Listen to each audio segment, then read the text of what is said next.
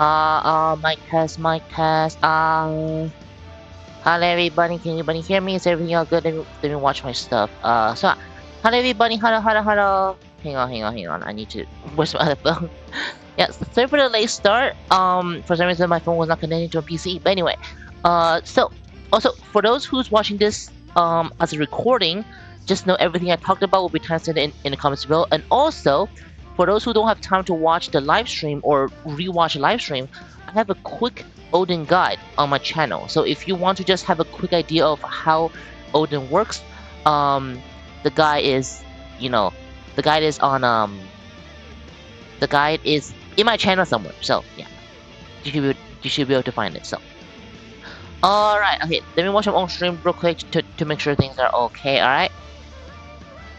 Oh God, Jesus Christ. Yeah. Also, let me know if the audio is fine. Let me know if everything is fine. I can get it before everything starts. Okay, seems like everything is okay. Let me tag the people in our Discord. Again, for those don't know. Oh, hello. I probably should have started right away. Anyway, where is it? There you go. All right, awesome. Okay, so let me tag our let me tag. Hold on, yeah. Let me copy this, and then we go IS. Oh, Jesus Christ. No. Stream. There you go. Stream update. Stream update. Paste. And then let's go. Awesome. Alright. And let me delete this message real quick. Alright. While we're waiting for some people to come in, let's start with some news. Also, if you want to know my second channel, here it is. Anyway. Okay, so starting from my, did you start with some news first before getting to it? And of course, we'll be talking about Steel City today as well because I didn't talk about it last week. So some news. Obviously, we have the rerun of Mazinga Zero in NC, which I think I talked about on the last stream.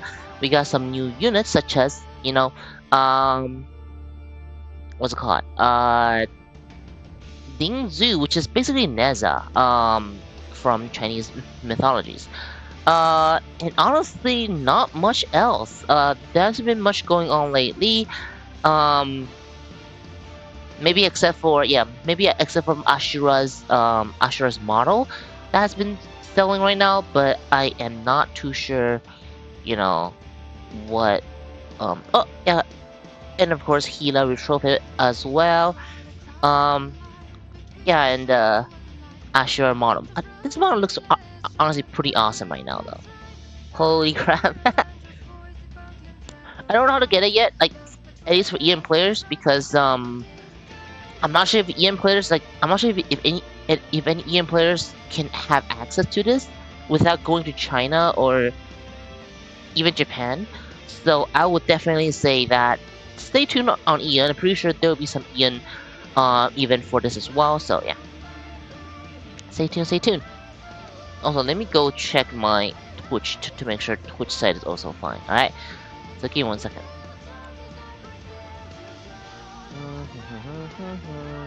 Come on, Twitch site all good? Mic test. Alright, seems like it's fine. Okay. Alright. Yeah, you know what? I think that's everything. Everything about news so far. Not much going on actually. Yeah. Alright, well, let's start with what's it called? Actually, should I? Come on. While waiting for some people to go in, maybe I should start rolling some mecha first, so I don't because one of the things I don't want to happen is that basically, yeah, I don't know. I don't want people to come in at the middle of it, so they will miss a lot of it. So yeah, let me just let me do some rolling real quick, just to get rid of stuff. Of course. Alright, 10. Hold on, give me a second. Just gonna... Not great. Is that all actually? Oh right, I can open this April. Asmodeus! As okay, how about the second one? Wiz Ritter! Okay. Okay, alright. Which I do want I do want a copy of Wiz Ritter for the thing. Alright. I'm gonna go on my second I'm gonna go on my second account just to rule that as well. Hold on. Let me also open this. Whoa, okay. I was like, wait, what was that noise?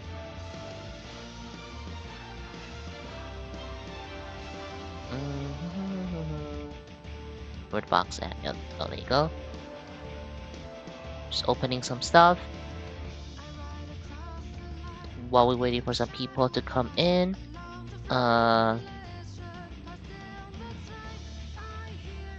Seals. Oh, it's adorable. I got a copy of that in the thing? Okay, awesome.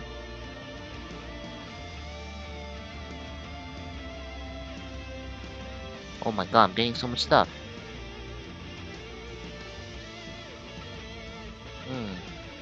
Nice.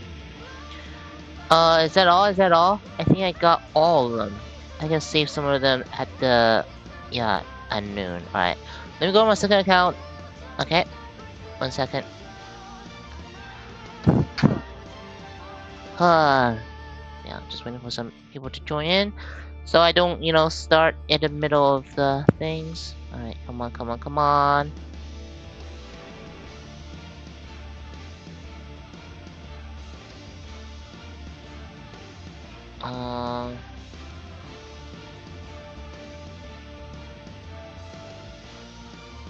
Why is it so slow? Why is it loading so slow? Come on! Alright, there you go, there you go, there you go. Alright. Let's open some stuff. Yeah. Just getting into... nothing good.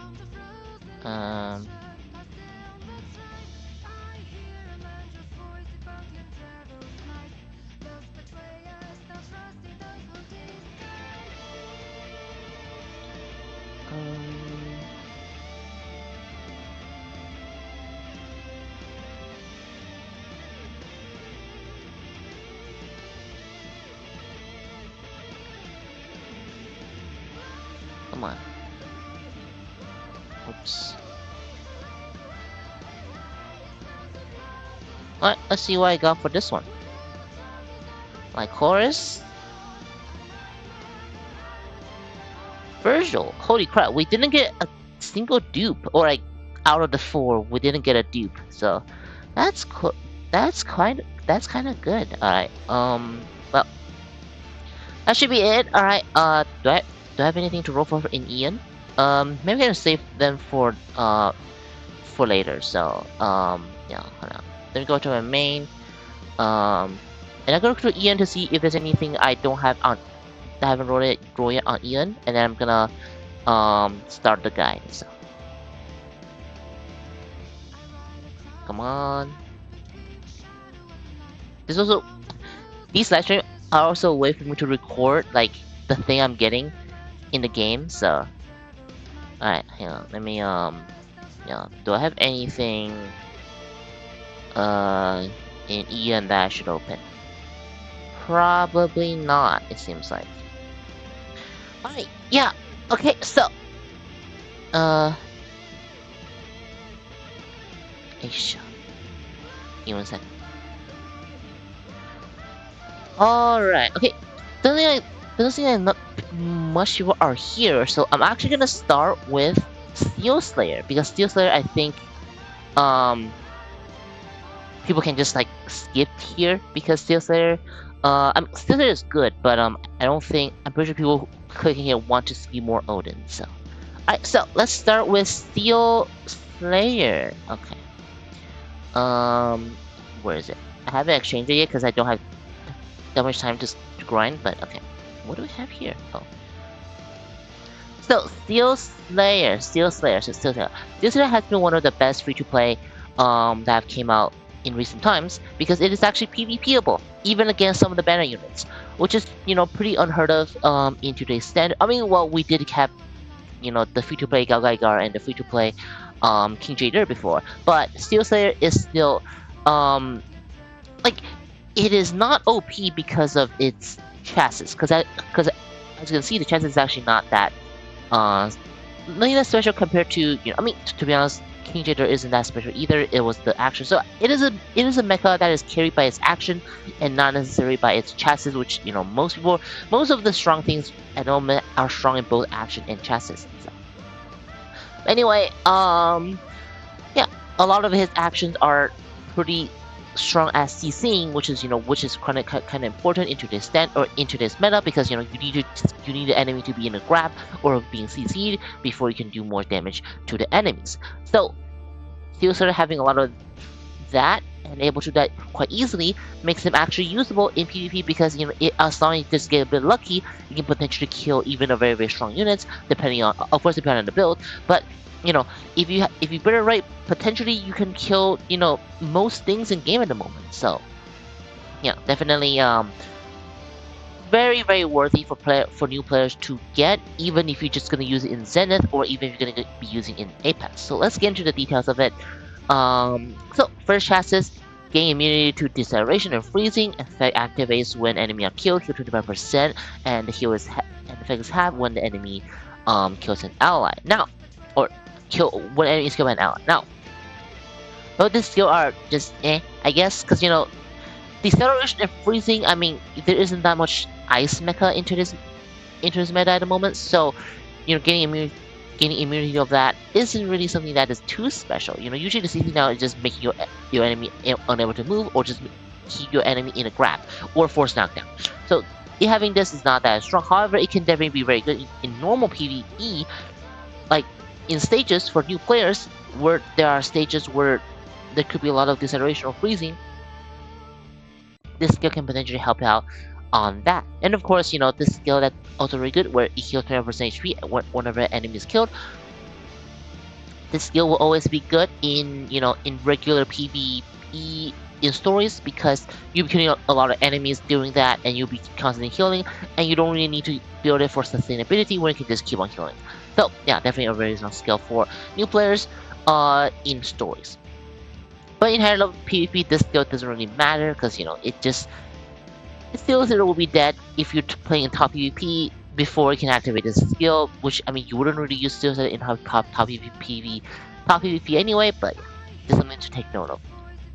And then lower chance for unit to swap target, final damage dealt to enemy who have less than 60% HP plus 30%.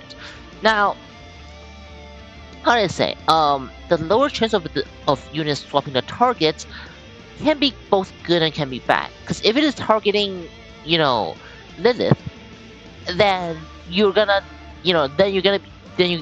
still gonna have a hard time because you're just constantly being spin every 7 seconds. And I don't think Steel Slayer will be able to kill whoever is on your Lilith if you build your Lilith right. So, but depending on again, this is also depending on who they're targeting. If Steel Slayer is targeting something like King Jader or even some other like Kimiko or some other mecha that doesn't have as much anti-CC abilities, it still can be pretty strong because you wouldn't be switching target to like other units Lilith. You wouldn't be switching to Bahamut. You can just be constantly focused on that one unit, constantly dishing out the grabs and constantly dishing out huge damage potentials onto enemies, and that can be potentially very good. And final damage dealt to enemies who have less than 60% HP. Now this is good if only there's the 60% HP requirements, but because there's this HP requirements, it kind of not like, it's not unusable, but it's kind of not as good compared to King Jader or Gao Gaigar in top. I mean, you wouldn't be using it in top low PvE, but you wouldn't be using it in PvE because it requires the enemies to have 60% HP or lower. If this is not there, then this can potentially be very strong because final damage is always good, especially when you get plus 30%. So yeah. But anyway, that's just that. So chests is nothing really to scoff at. In fact, some part of chests can actually hurt it more than it can help more than can help it, especially with the swap target thing. But its strong suit is not there. It's actually on its unique abilities. But I'm gonna get into its action first because I do think its weapons are only let's get into weapons because I do think its weapons are also pretty interesting because it does open up a lot of possibilities for you to build steel cylinders. So starting with the first weapon. First weapon is a sword type melee. Now, Ian doesn't have this part yet, but Ian does have a part. I mean, in NC there is a part that can work if if your first weapon are melee. For example, this one, this part right here is not in it yet. I know, but because this skill requires the first weapon to be melee, and this skill is actually pretty useful in PvP P as well. So this is definitely open up possibility for you to use that in. However, because you also have a fist type melee, depending on the meta, right? Like if you're using Tao on it, you probably doesn't need this weapon on. But because I'm using Tao in, all I really need is sustainability. So maybe you can have the claw on just so you can get more just sustainabilities, because you're not going to be relying on killing enemies to heal Steel Cylinder in the PvP setting. So definitely very good that you got it both. Its first weapon is a sword type, that's very good. Second weapon is a and then you have a fist melee, which is also very good because it does open up it to use claws. However, because the weapon is not 5-star attribute, you cannot use super robot fist on it. So that's kind of, I mean, you wouldn't really be using it on PvP, so I guess it's fine. But something good access to claw, that's fine. So yeah. And plus, it does increase its grab range because the fist type melee range is increased, so that is also very good, especially for Steel Slayer. Because Steel Slayer again pretty much relies heavily on actions. So then we're gonna shotgun landmine. I probably should go into the I probably should go into the any of this. Shield is always very good because shield can I mean it's not exactly ranged meta anymore where you're fighting against things like Dream Guardians anymore, but still having a shield is also very good, even if just to entice some random CCs that come out of nowhere. So having shield is very good. It also have this mines now. This mine does have some homing abilities, but again, it's not reliable. But I mean, it doesn't have to be. It is a good addition because maybe if the enemy are not using any or any like how do you say, any anti-CCs, and if the enemy does run into this, or if the mine is able to hit it, maybe you can create a window for your maybe you can create a window for your Steel Cylinder to get into the grab, especially in a Zenith or in a especially in 2v2 or 1v1 settings. This skill can potentially be very good. However, most of the teams have anti-CC measures somewhere, just in case if enemy go for CC mode. So this skill can potentially be just I don't know. It can be obsolete, but it's just good to have.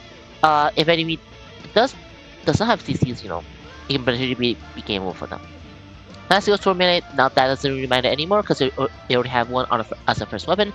So unless there's a part in the future that does that does it for the last weapon, then otherwise it should be fine. So overall weapon is pretty satisfying. You got a fist, you got a sword, especially when the sword is the number one. I mean, this technically also gives you option to use Charge Blade, which is this one. But I don't think Steel Cylinder requires this because its weapon that needs to charge isn't that strong, and I don't think the shield is necessarily needed. Or I don't think you should charge a shield just by having charge. Or I don't think it's worth it to just charge a shield. So. Anyway, pretty good so far. Now let's get into his unique abilities. Now this is what is carrying Steel Cylinder essentially. So yeah. Oh, hello. Senka, thank you. Yeah, welcome. Thank you so much for coming. Now I might not go into detail on all of them, but I mean you can see, you can literally see there. Look, like even the weapon is not a grab, right? Even if the action is not a grab, it can, how do you say? it can give it still how to say it still give enemies a lot of CCs. Just by the amount of hits and just by the the stun potentially that be inflict on that can be inflicted on it, like the knockdown and stuff like that. So yeah, again, even if you don't get it in the grab, which I do think it have at least two grab or two or more grab. No, I'm not confirmed on this because there's no there's no NC sources about its data actions, but or it's not that I could find yet. I probably should do more research into this, but all you really need to know is that all of its actions, what's it called? I mean, aside from the finish stab, which usually you wouldn't be using that, or usually you wouldn't be using that, so you don't need to worry about it. But the other skill that it has are, like for example that one.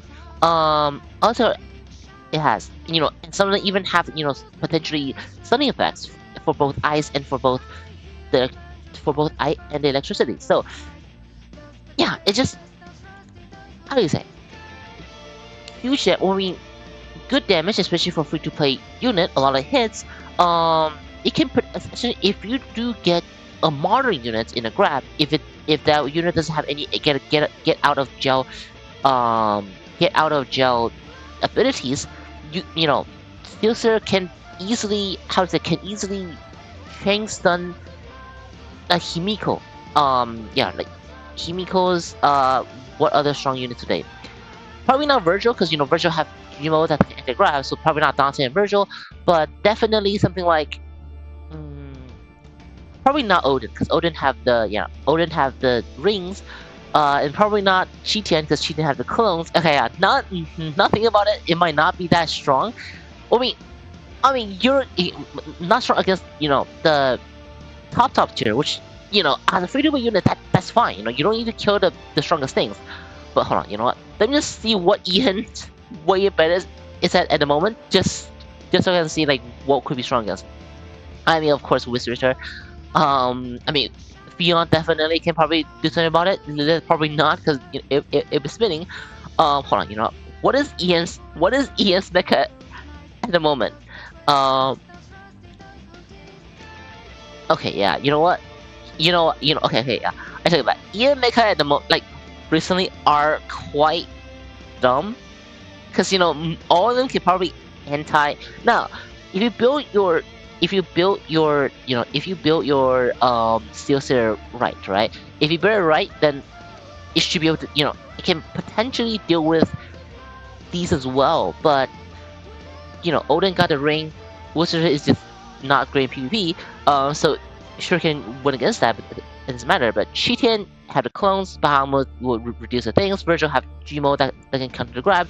Biyue have many immunities. Well, it can probably be Biyue, but Biyue can also if Biyue gets lucky, it can potentially return damage to death for Steel Slayers. Of course, it's ranged mecha, so that doesn't really matter. Okay, you know what? Anything after Winter Shield, yeah, everything after Winter Shield, it can potentially beat, which I think is pretty good for a free-to-play mecha. Yeah, if you build it right, anything after Winter Shield can at least be in a 1v1 setting. So you can probably even beat Virgil and Dante, but I think it'll be pretty hard. Yeah, I think it'll be pretty hard because Gmo are quite deadly, even if the Gmo for Lilith or for Virgil and Dante is not like true per much Gmo. But either way, still very good. The yeah, I did. Thank you. But yeah, anything after Winter Shield, Steel Slayer should be able to take care of, even if you build like not optimally. Well, if you build optimally, it can probably beat something even for today. Actually, I think it can beat. Yeah, it can beat 4G. Yeah, it should be able to beat Genesis Galgaigar in a 1v1 setting. In the 4v4 setting, obviously Galgaigar have much more ways to deal with him. But in a 1v1 setting, you can actually beat Galgaigar just because how much CC that it actually does. It doesn't matter if Galgaigar plays into a lot of just final defense, right? It has superb defense, but without proper anti CC abilities, you can actually lose to Steel Slayer just because Caesar got all those grabs and all those CCs as well. So I do believe his counters are also pretty good. So let me just make sure. Yeah, again, see, um, yeah, because of the plane couldn't get. Oh, okay, I think okay, never mind. But yeah, overall, just pretty awesome. Counter is 6 seconds, pretty awesome. I do think counter is grab, so let me check that as well. Yeah. If the counter is grab, then that's amazing. Okay, I don't think so, but at least it's quick. As long as it's quick, it shouldn't be able to get counter grab. So the thing about even to this mecha, right? For example, right, if you're gonna compare this, you're gonna compare his action to like Vasago Fist, right? Vasago Fist problem is that it barely have any grabs, it barely have any CCs, and its combo is long. So Vasago Fist can be bonking the enemies constantly, but the enemy can easily counter with his own counter and just grab Vasago Awaken out of his combos. So it's not modern, I should say. It's not modern because you will lose to any modern mecha. You lose to Steel Sellers, like for Vasago Fist Awaken. But because there is at least some CC aspect on Steel Sellers' part, it runs less of the risk of being counter grabbed by the enemies, which again most units most mecha now has a counter that is a grab. So yeah, I mean I can praise this mecha all day, but just know the action is on par, if not better than some of the mecha today, like some of the better mecha today. But it only lacked like. I guess it wouldn't be too OP if you also have like a modern chassis and a modern weapon as well. I should say, yeah. I mean, even for the weapon, it's not that bad. You got a fist, you got a sword, and you have a shield. So couldn't really ask for more, I guess. Especially for a free-to-play mecha, because this mecha is stronger than Vasago Fist Awaken, which came out like a bit after this units, right? So I think that's pretty good. So Dimensional Escape Odin. Yeah. That's fine. Yeah. Alright, so I think that should be it about what's it called? Good morning. Yeah, good morning, John. Good morning. Alright, so I think that should be it about Steel Slayer, and let's get into its build. Now for Steel Slayers, I was going to add that. Actually, I don't even know. Honestly, I don't know. I was trying to say something downside about Steel Slayers because Steel Slayer. No, its downside are not even downside. It's just that the chassis is not on par with, because it's actually pretty quick, right? It's much quicker than things like other free-to-play units. Like for example, again, I don't want to put Vasago Fist Awaken on blast here, but it is definitely faster than Vasago Fist Awaken. If not, if it is like even if it's longer, it provides more CC effects. So. Yeah, its downside is only just that it is a free-to-play unit, right? Its chassis is not, top tier. But I will hardly consider that to be a downside, especially for free-to-play units. So I'll cut it some stacks. I guess it's mine couldn't hit planes, but who is using planes in 44, right? So yeah, well, morning, and yeah, welcome Trinidian. Yeah, well, welcome. Thanks so much for coming. Now, alright, so that's your builds now. I am using How Awaken on Steel Slayer because the thing about Steel Slayer is that, yeah, I guess Steel Slayer is strong, but I do think that against modern units, you probably want to kill him faster before they can react on anything, like before you can trigger their get out of jail skill effect and stuff like that. So using How Awaken can ensure it do damage, but the only thing that it could really ensure is that it's the survivability. But you're probably going to be using this in Zenith or in 1v1s, so you don't need to worry about that much, especially when Zenith would just be 2 1v1s essentially most of the time, or if you build your other units as a tank, then this unit can be out there being the assassins, right? Or if you want to like, or one setting where you don't really need to care about the tankiness of the mecha because your sister will be CCing the enemies over and over and over unless you're going against anything that is after Winter Shield. So yeah, if you use any other pilot on it, I do find it a bit lacking because or I guess for the meta, like this is the most meta you can get with this unit. You can of course you can use things like, I'm just gonna use the Shino on it, right? Shino, you can be spamming actions and stuff like that, but I don't think it have enough oomph to put a dent in some of today's units, right? If if if it couldn't kill the enemy fast enough, if you allowed enemy to actually to trigger their effects and stuff like that, right? It can give windows for enemy to do the same thing that Sealster are doing to Sealster, like for example chain locking them. And by then, because Sealster doesn't have anything too defensive for it to do except for the shield, which wouldn't really help on that aspect, it can potentially not be a good thing for Seal Slayer. And you'll be losing out on that context. But if you're using it with Tau, then it doesn't really matter what the enemy are using. If you can get some lucky hits in, especially with the strong CCs, then you can potentially do some huge damage to even modern units, like even Odin, if you build it right? If you build with anti-CCs and stuff like that, if you just get lucky, you can potentially kill Odin with this, no problem, I should say. So yeah.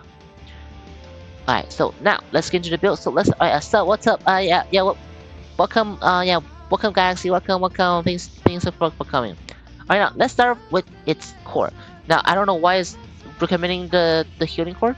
What does Battle Pass do? I never had it before. S class.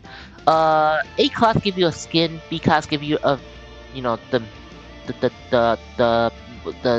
Banner 1 mecha, so I do think it's pretty worth it if you want to spend money on it. So because S pass you get a full copy. If you finish the pass, you can get a full copy or get 30 shards. You can combine it into a full copy of the Banner 1 mecha at the time. So alright, so starting from its core, starting with its again, I don't know why it's recommending this, because for Steel, I mean, if you're free to play, and if you're doing, if you play and if you're playing in stories, then yeah, this core can potentially works because you're fighting against bots in PvE, right? So this skill can potentially be really nice, especially even in challenges when you're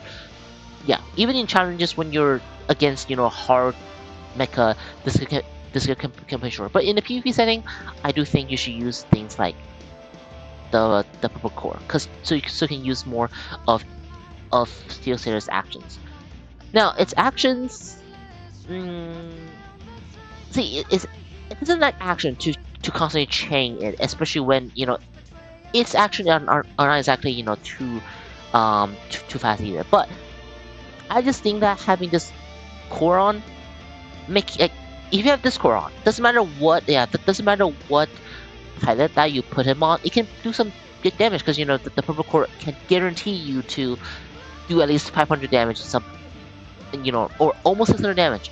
As long as you can get that hits in. So yeah, so if you put this core on, you don't need to worry about its DPS, I should say, at least for a free to play level. So this is a core that I would recommend the Alkaline most. If you don't have this one, that's totally fine. You can always use the hydraulics, so you can chain more actions, and that will definitely work as well. So yeah, see you. Thanks so much for coming by. Thank you.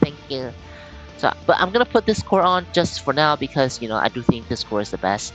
Of course, there are some other core that I can probably use, especially if your team already or if your team or party can already chain the action very well. You can probably use some a future core like this where you can be more defensive. But I still think that this purple core is still the best because a free to play wants to do more damage.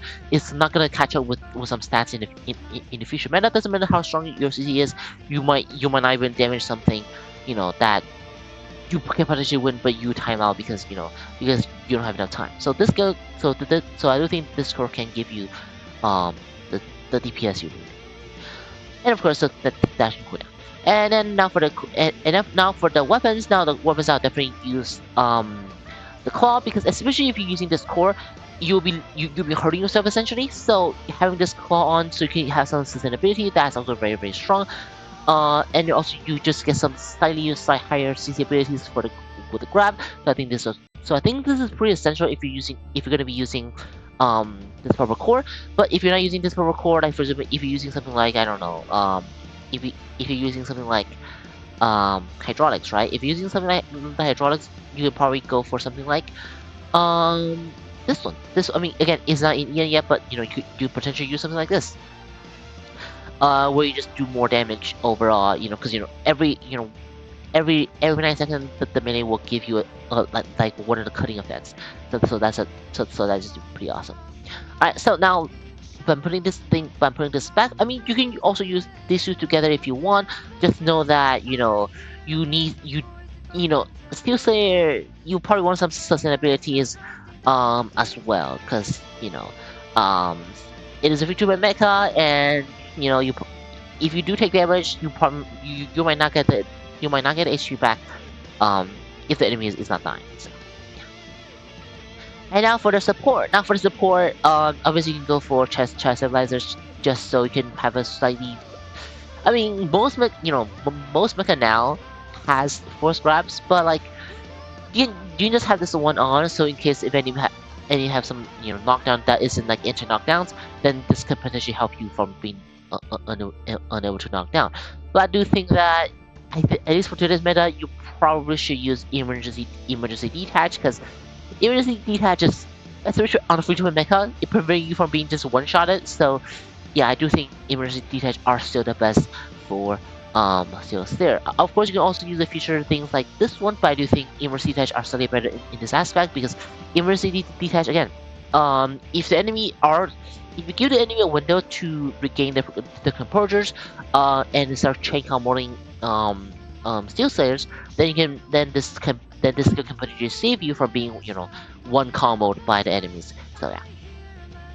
And now for the armor, obviously the armor you'll go for firm steel. If you don't have firm steel, you obviously want to go for things like the tuning fork. But if you use tuning fork, you're gonna know that you need to have firm steel skill somewhere, so you don't get one shot as well.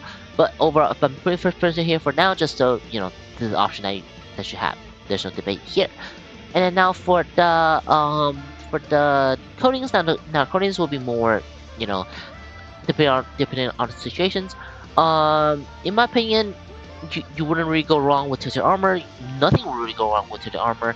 And if you in a 1v1, maybe you can try liquidated armor, so you can not die even at the beginning. But there's also some other options, like for the future mecha, if you're also fighting against something like Tau, then this skill can potentially be pretty good. So you don't get one-shotted by Tau's effect or some other skill similar to it. Another option that I would use is the aggro coding, because Steel Slayer isn't exactly known for, especially if you're fighting in a Zenith or if you're fighting in a 4v4, especially if you don't have a choice, or in Apex, then this support can be pretty good, because your Steel Slayer would be targeted, and especially when your tower is on it, your Steel Slayer can potentially be assassinating a lot of mecha. Because it doesn't get targeted, so that can be pretty good as well. So this skill, so this is what I'll personally go with, but you can go with the previous one that I talked about before. Now for the pets, the pet also just depending on, I guess, what you have. In my opinion, is if you're using with Tau, I probably will go with Pisces, because Pisces, because you get a lot of damage from Tau, using Pisces with Tau. Well, I'm not sure if the final value will count it in, but I do think this can be pretty helpful, especially when you're doing, because if to use Steel Slayer right, you wouldn't let the enemies counterattack, right? So when you're doing all those attacks, Pisces can gain all those things, and if there's a time where the enemy does get an opening, you can still use the Pisces effect that you gain up from doing all those damage to prevent you from being one-shotted and stuff like that. is Aiden this to Nova Ian's awesome dog. Yeah, it's kind of sad. Yeah, hopefully, I mean, yeah, I don't know. Hopefully, I guess hopefully I just get big enough one day so we can bargain with Netflix and bargain with Netflix so we can get couple of feedback things as well, or just get something equivalent or something like that. So, kind of sad, but hopefully hopefully one day, hopefully. Yeah. All right. But of course, if you don't have Pisces, you can use some other stuff. So, or if your Pisces is something else, right? You can use some other stuff. Like for example, I mean, you wouldn't go wrong using this too. You wouldn't go wrong using Scorpion, so you can do even more CCs. On top of that, so obviously, yeah, welcome, yeah, welcome, amazing, welcome. But if you don't have any of this, you can obviously go for some free-to-play ones, or some grindable ones, right? For example, the Panda-kun, GMO1. If you're using GMO1, you can obviously switch your armor off to a tuning fork. And then of course you can use something like GA29, stuff like that. So I guess depending on what you have, it's not exactly too picky, right, on the things. But personally, I'll probably go with Pisces if you have the options. Like if you have a Pisces, which I don't think you will have, because why would you use Pisces on Steel Stairs, right? We can use it on something else. So yeah. But I'm just putting the best builds that I can find out there, so so you can do your own judgment, I guess. And of course, actually, I do think this is also pretty good because especially in a team setting, this can help you from being attacked by some other units, or protection against some other units that's gonna attack you. So. And now for the co-pilot skill. Now co-pilot skill again, co-pilot heavily depending on your main pilots, right? Now, how do you say? Yeah, especially with Tao, right? If you're doing a 1v1 session, right? I'll probably go for something like this, where like her skill, where if you finish action, you'll stealth a little bit, and that can combo really well with Tao if you're using Tao in the 1v1 settings. But overall, this unit isn't really, or I guess, if you have this build, right? If you have this build, you got sustainability, you got the DPS, you got the anti-burst, you got the aggro, you got the firm steel, you got this. So it doesn't really need that much things anymore. So again, depending on the mecha depending on the pilot that you're using it on, to see what is the best co-pilot for it. I would think the overall the best pilot will be for this build at least, are either, if you're using Tao, or this. But if you're using some other pilots that have special, you can probably use something like stillness. So you can fight against something that is that have knockdowns, I guess, or that have non-force knockdowns. So I would say this is actually pretty good, and also just some anti-CC as well. Actually, anti-CC might be the best for it. So I guess you can probably go for something like this, or you can go for something like I don't want to use this one because I don't think I will have it. But yeah, you could just use someone like this special, where it will be immune to most CC effects. So yeah, so something like this is what I will go with for PvP. Now in PvE, I would say this is also something that you should go for, because in PvE, I guess, I don't know, in PvE, just make sure okay. So for top players, you probably wouldn't be using this in PvE, right? For veterans and stuff like that, you have much better skill. You have much better pilots for that. But if you want to use PvE, if new players want to use this in PvE, this is a build that I would recommend. So you probably want to go for something like this, the white part. You want to go for something like just some sustainability, like for example this one. For this one, you probably want to go for something like just some anti-CCs or some other one. It doesn't have to be this one, right? Firm steel, I would highly suggest you to get it, but if you don't have firm steel, obviously you can go for something like tuning fork. And for the armor, for the coatings, I actually wouldn't recommend using this one, because you probably don't have enough I guess units to tank the units or to tank the hits. So I'll probably go for some other, you know, whatever you have, right? And for the pet, just also do whatever you have, and I don't think you have corporate skill for this. So for free to play builds, and pet is up to you on what you really want. And you can probably go for something like this. So yeah, but this is for PvE builds, and I did say though, for Steel Slayer at least, he's not good in, you know, in, I mean, yeah, he's not good in like anti-bosses. You probably want to use someone else to anti-boss. And you know, veterans will have better options, and new players probably wouldn't want to use this one because, you know, you probably want to save your hits, your like posters, until you have units that can one-shot them. Before you start, you know, using the posters. So against bosses, I would not recommend using him yet, because, you know, by the time you have enough to one-shot bosses, you wouldn't be using this anymore. So, all right, so that should be it about Steel Slayer. Now let's get into what's it called? Odin. Pretty sure what you guys are here for anyway. So, all right, so Odin. So let me go to Ian. Now Odin, there's a lot. There's actually a lot to talk about. Hold on. Let me actually grab this real quick.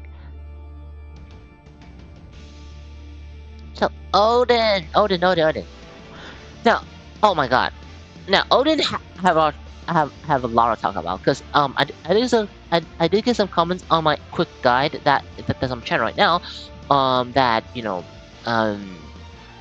what's it called, that some part is not available in Ian yet, but I did include Ian parts, but I guess they just didn't style or something. But either way, you know, I'll be getting into I'll be getting into it in this stream. So, so Odin, pretty I would say it's all around awesome mecha. You have superb, you know, sustainabilities, because, you know, you get infinite lives. You know, you can't get, you know, you can't get much better.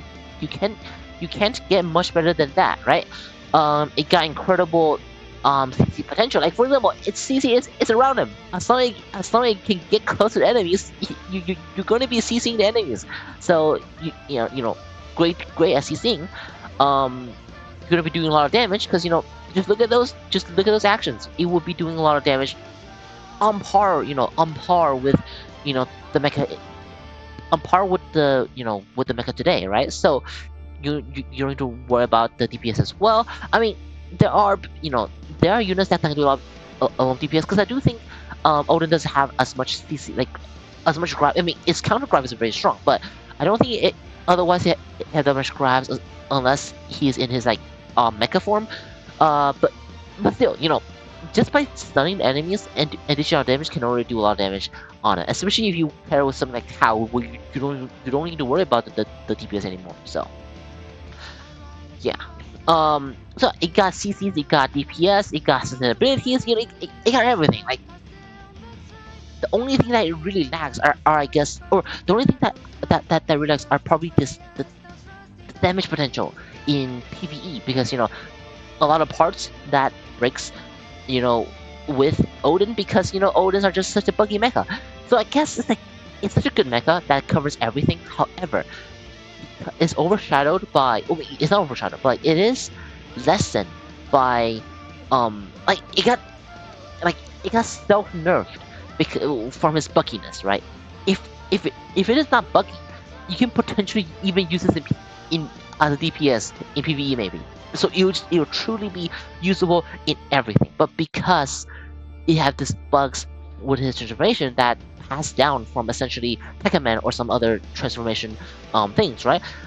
It kind of self-nerfed himself into, like, you need to be careful on what what you do on it, aside from where you can just, you know, put on anything you want and it'll be OP. So it can do almost everything single row in the game except for DPS because of the bug, which I'll get into a why and stuff like that in this guide as well. So alright, so enough talking about these units. Let's start with the things. And also, because of this bugginess, this unit I might actually not recommend for new players. If you want to, or I guess if you're a new player, just know when you get this mecha, you might not be able to use his full potential because some of the pilots and skill you put him on might not work because of his transformation and stuff like that. So just know, just know that in advance, I guess. So, all right, so let's start with its chassis. Actually, hold on. Also, was its weight. Weight is 185. That's pretty heavy for such a quick mecha and stuff like that. So pretty awesome because the heavier you are, the more entities you are, and I don't think it might even including some skills damage. That's skill with weight. So yeah, pretty interesting, pretty good. That it is heavy enough. Alright, so now for the chassis. First chassis, fighting damage receive minus 35%. Every mech has that now. Not really anything too special. Summon a state upon entering the battle, having all actions altered. Exit the riding mode upon enemy upon HP lower than 50%, and return riding after 25 seconds. Recover all HP. See, this skill ensures survivability. As long as it doesn't get killed in 25 seconds, it can get back to full HP. Essentially, a free revive. This skill will be good in both PvP and PvE. Especially in PvE, where I don't think that there's anything in early stages that can even kill Odin. Let alone get him to lower than 50% HP. But because of the same things, that this mecha become very very buggy, which again I'll get into that later. So, another clause in here that I want to talk about is that summon the steed upon entering the battle. This means it transforms as, like, for example, right? As you can see, the R right now, it doesn't have a horse. But when you go into the battle, if you pay attention, right, you can see it actually get on a horse. Like, if you slow it down, if you slow it down in a battle, you can actually see it get on a horse, which is that, summon a stat as it goes on, right? Yeah, see, like, there's a transformation there. I mean, it's not obvious, but, hold on. Maybe I can, maybe I can use someone else's to showcase that. So let me use someone's actions, right? So, for example, let me use, does Sugid have it? Does he have it? But just know that, because it transformed upon entering the field, that caused so much bugs that also essentially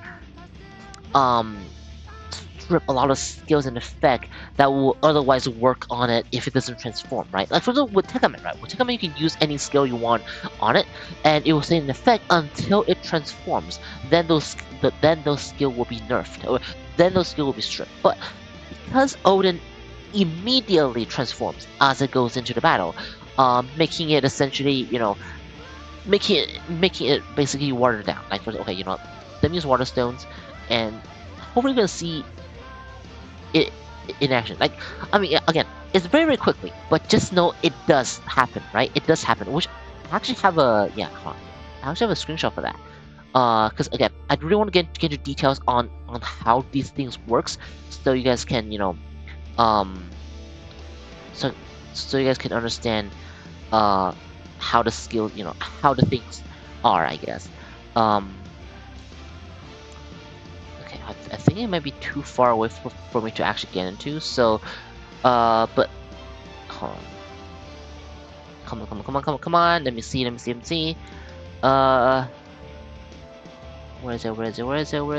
it? I'm pretty sure I saved it somewhere. Yeah, I'm pretty sure I saved it somewhere.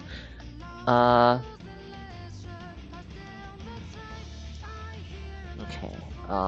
Never mind. Yeah, never mind. Yeah, I don't want to. Yeah, I don't want to be finding these things for entire stream. But just know that it transformed right away. Thus, it will eat up some of the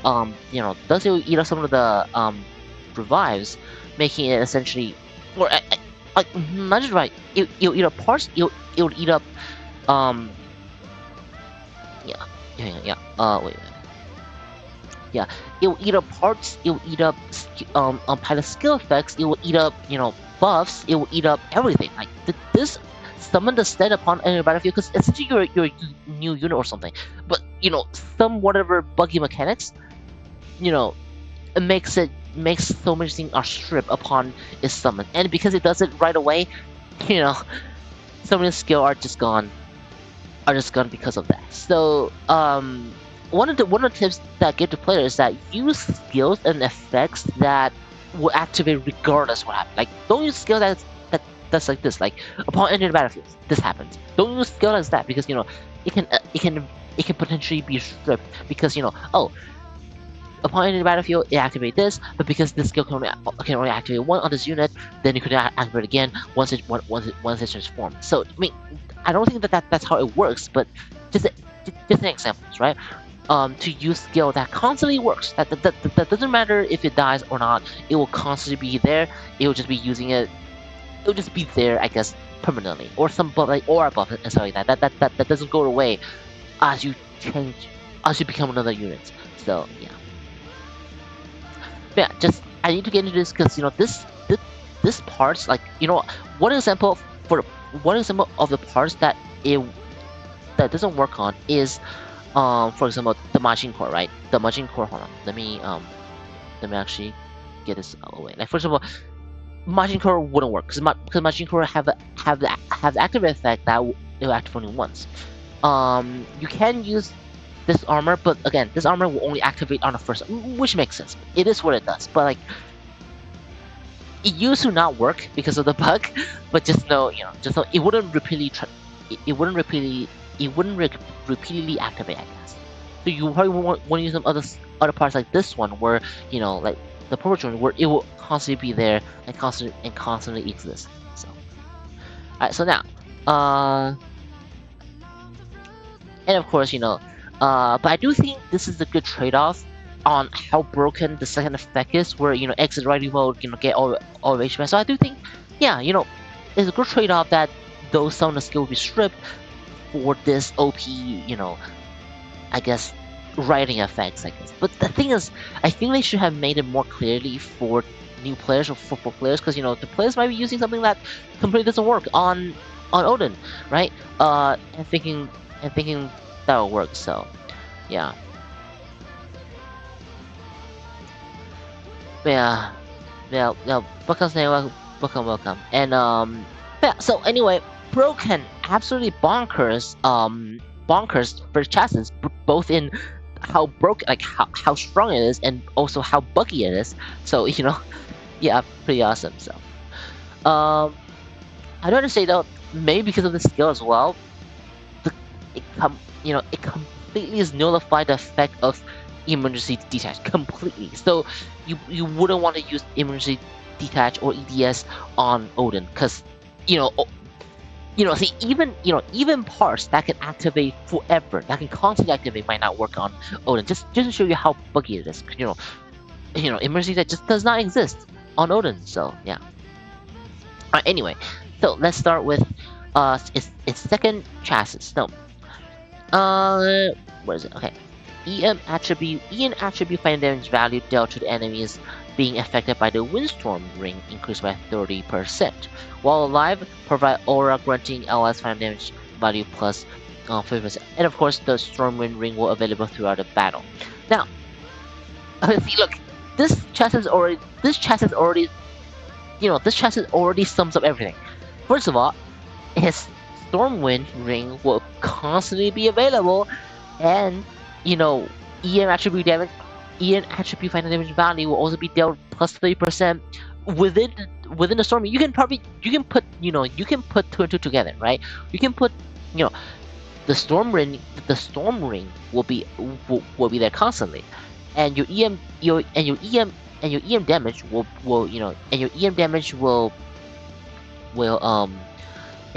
will constantly be increase, or your EM damage will be increased during the ring. So essentially just 30%. I mean, most of his melee damage attack are normal types, but you can imagine, you can just assume, I guess, most of his EM attack are gonna have a 30% attack increase, especially after firm seal, because final damage value goes after firm seal.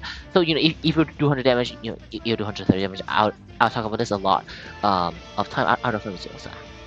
So you can it's just great. If this unit, like if Odin or if Odin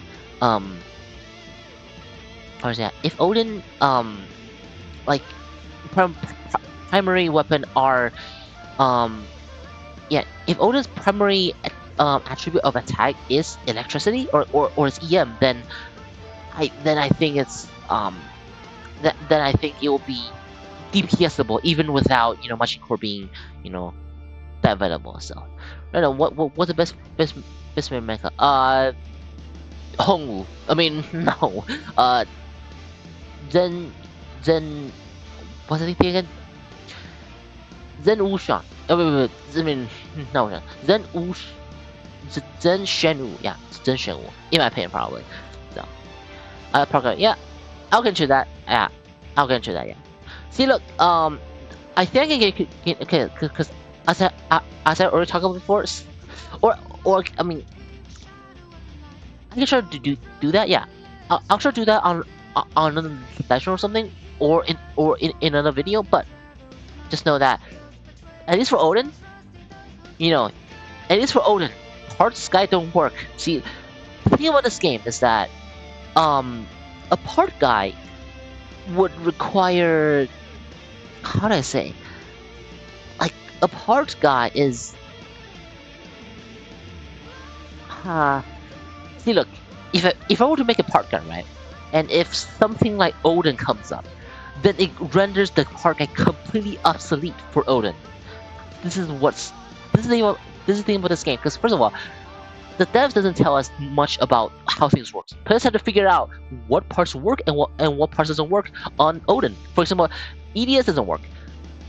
Majin Core doesn't work. So like, you can't rely on a part guide, or you can't expect a part guide to be up to date for like maybe six months.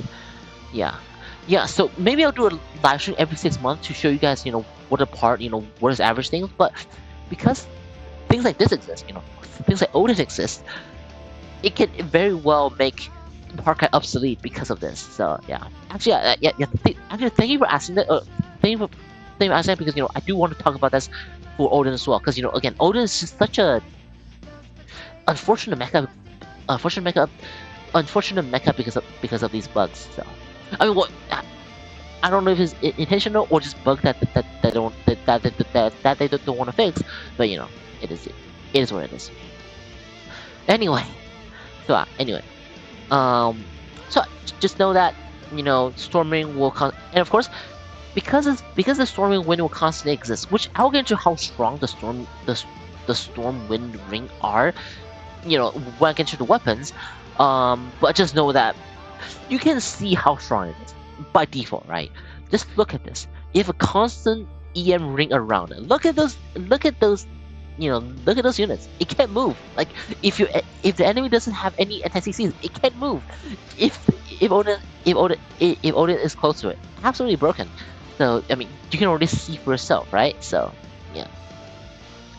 Alright, so and of course the ring effect damage plus 30%, and now while alive provide aura granting final LF final damage value dealt plus 4 to 15%. Now again, this is another incredible skills, right? Incredible skills.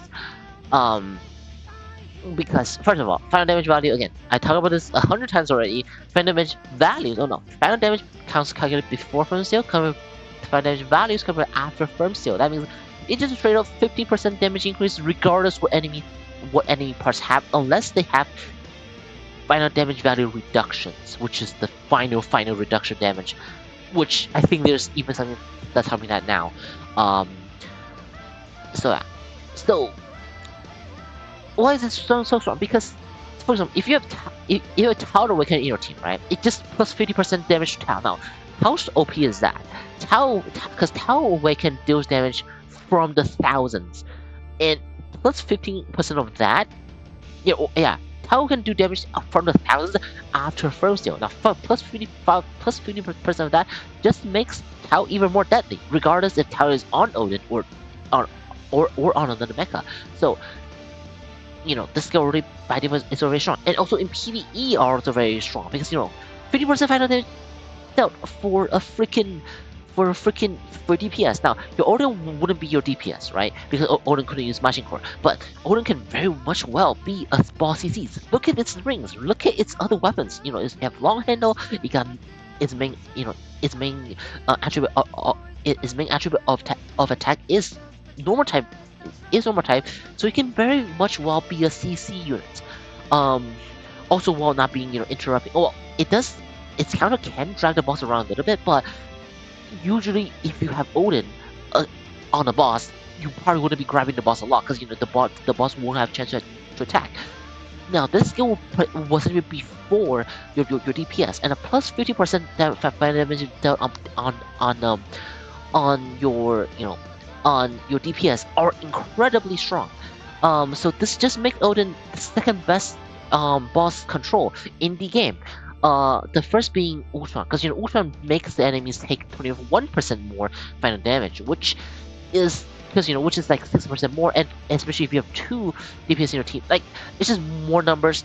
Thus, Ultron Awaken or Ultron Retrofit are overall the top choice. However, I believe Odin can actually provide even more CC versus Ultron Awaken. The only reason people use Ultron Awaken is because Ultron Awaken can give more numbers on paper. But Odin, even though it might not be able to give more numbers for DPS, it can definitely control the boss even stronger. And the thing is, Ultron can actually die despite its chassis.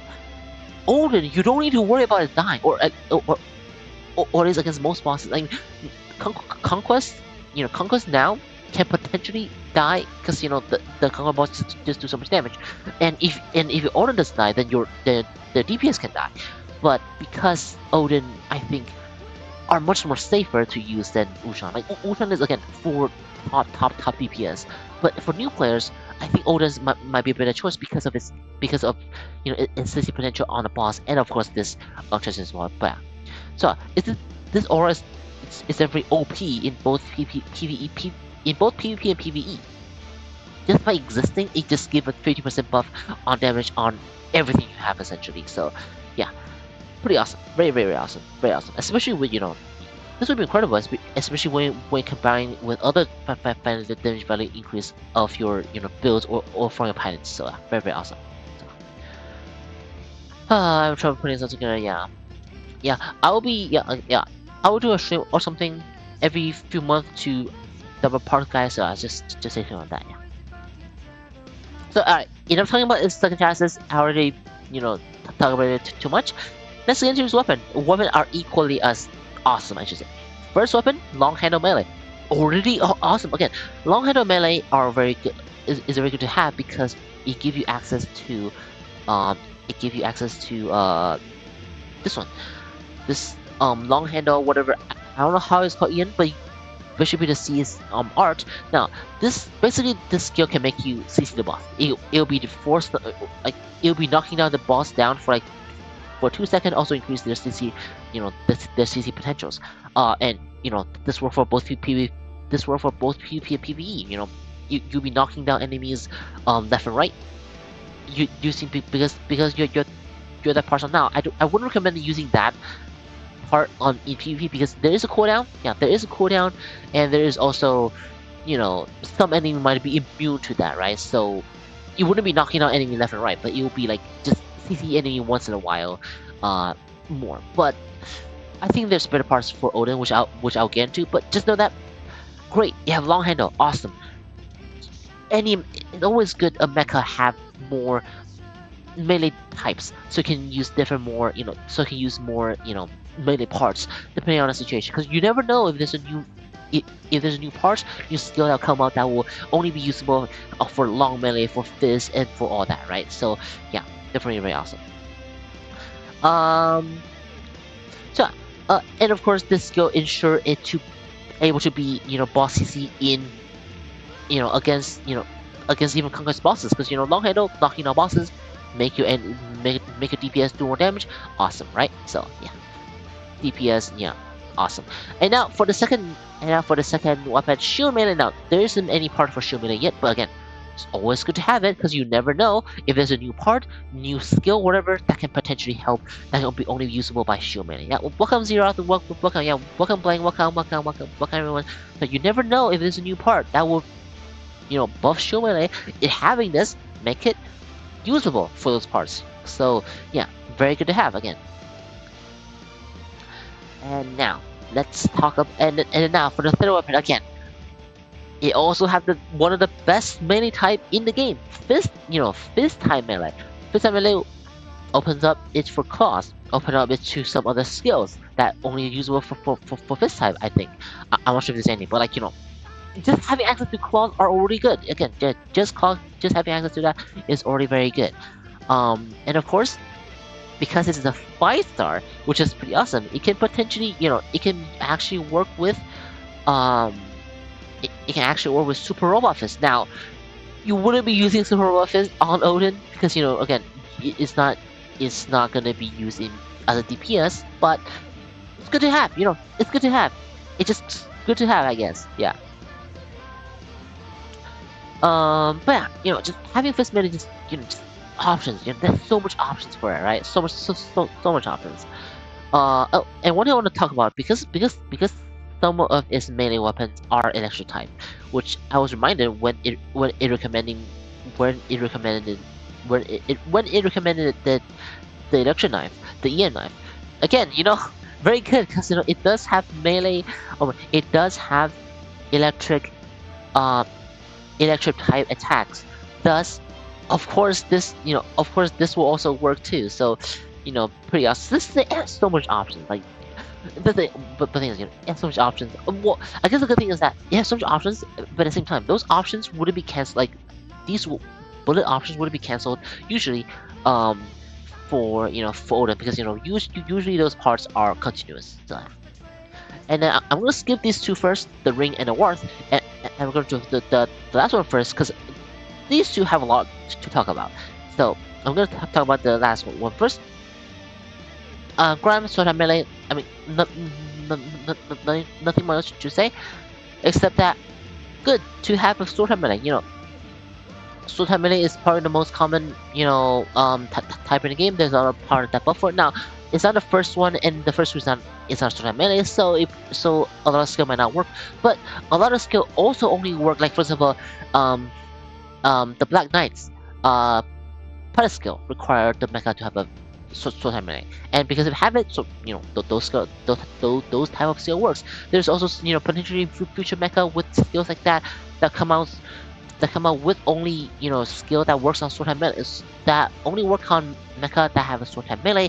So always good to have options. It got a sword, it got a fist, it got a long handle, it got a shield.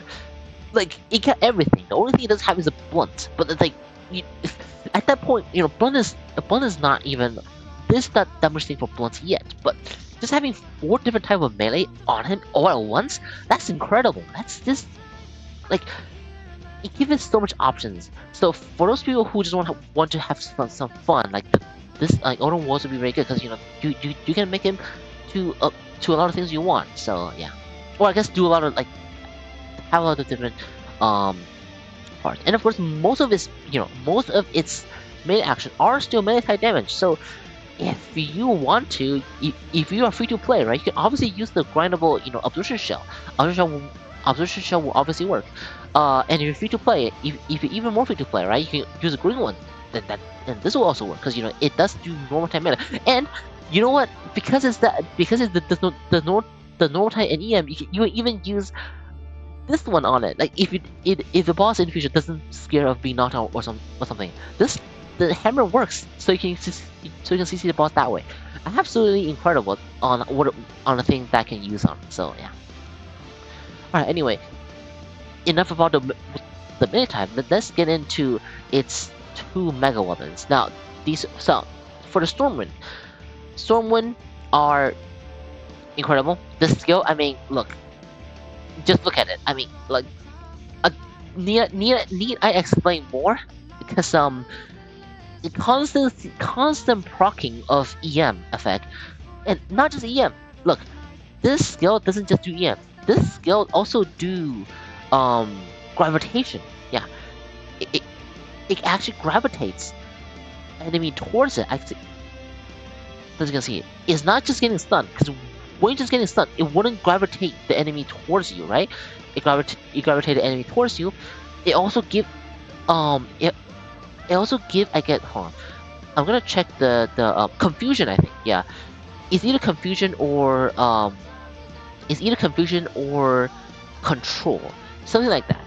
Yeah, it's either confusion and control, but it does give that. Yeah, it does give that thing.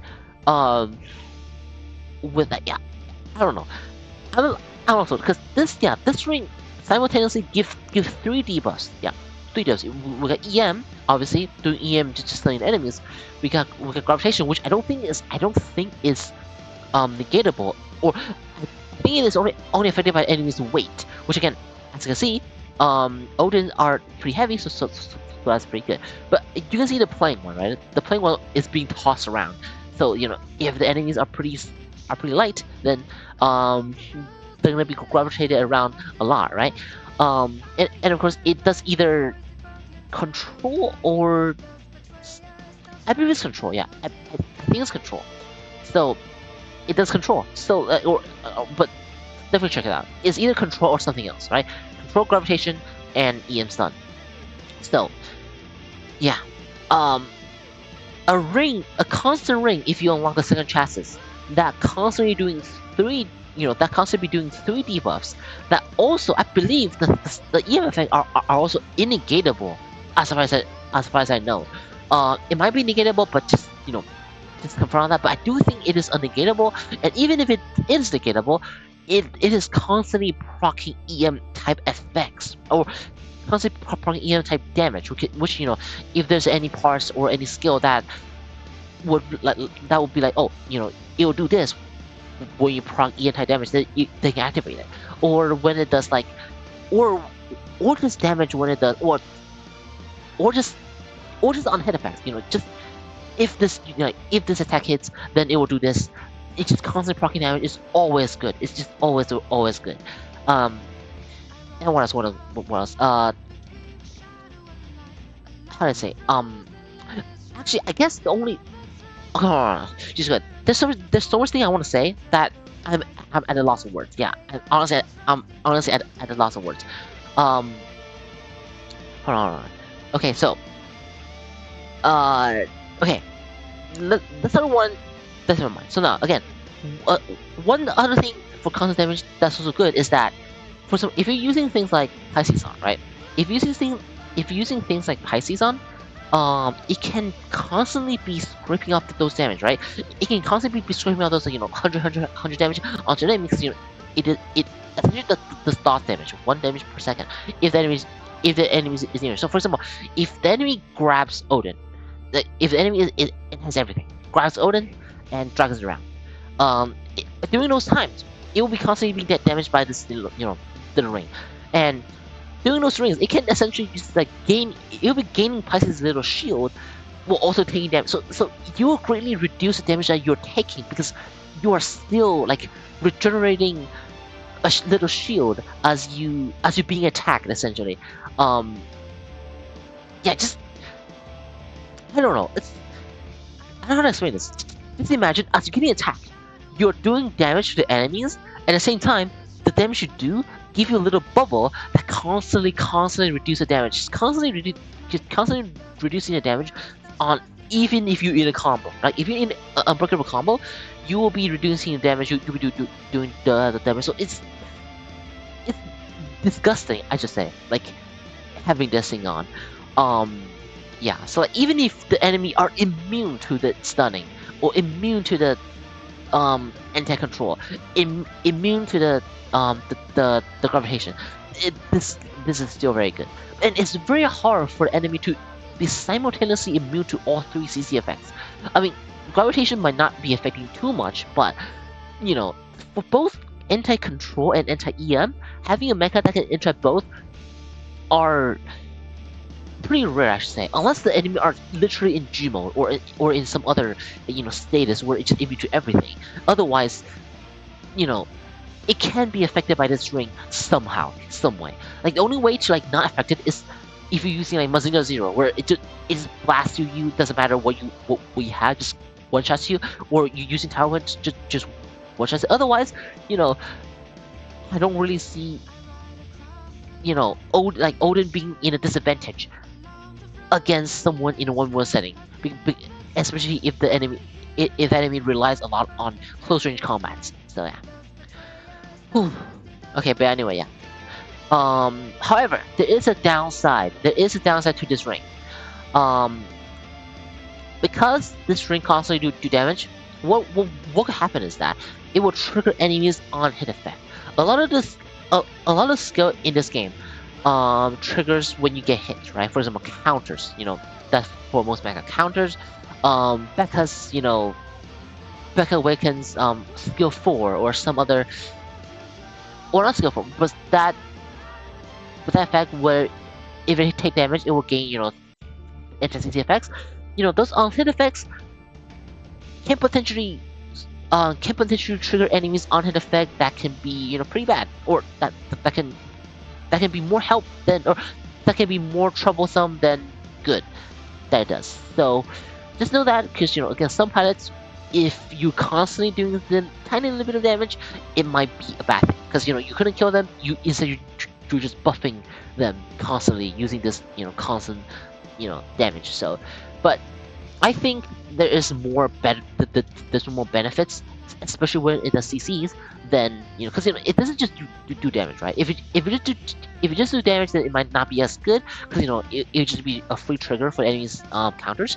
But because it does also CCs, so maybe, you know, it kind of nullifies the downside. However, again, some pilots or some skills, or some pilots, or some mecha might be over the moon to fight against Odin, because Odin are doing this constant effects. So anyway, enough about this ring. There's still a lot I want to talk about, even just about this ring, but I will talk about it, you know, after, or if I miss anything, I'll talk about it in the comments section. Oh, actually, one thing I want to talk about is that before you awaken, or before you retrophy the second chassis, right?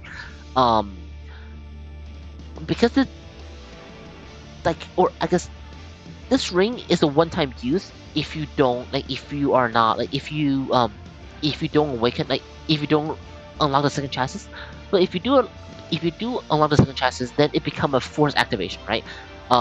It will be like, you'll be using it, but it will force to use it every 5 seconds. Like, you can see it here. Every time it goes into the halfway point, it will just it will just force trigger it. Now, this can mean a few things. This can mean that something that can, actually, I'm not sure. This might either be unnegatable or just completely be like, I don't know, like, it can mean a few things, I guess. Because I don't think this needs any ammo. Because it is force triggered. But just keep that in mind. Just keep that in mind. It is a force trigger. So maybe in the future there's some skills that is like, oh, you know, like this weapon couldn't activate because of this or that. This ring might still be able to activate it because it is, you know, thing. So also, as you can see, I believe this skill also have anti-range, you know, anti-missile effects. As you can see, missiles can't get in there. So if the enemy, like if you're fighting this against Dream Guardian, the Dream Guardian's missile might not be able to get in here. So again, another cool thing about this, it's essentially a little shield for anti-missiles. Now, it couldn't anti, you know, bullets, or it couldn't anti, you know, big cannons or beams and stuff like that. But if it has missile type on it, maybe it actually can. As you look, the missile just gets get eat away. So yeah, again, something to anti Dream Guardian or something, right? So very, very interesting.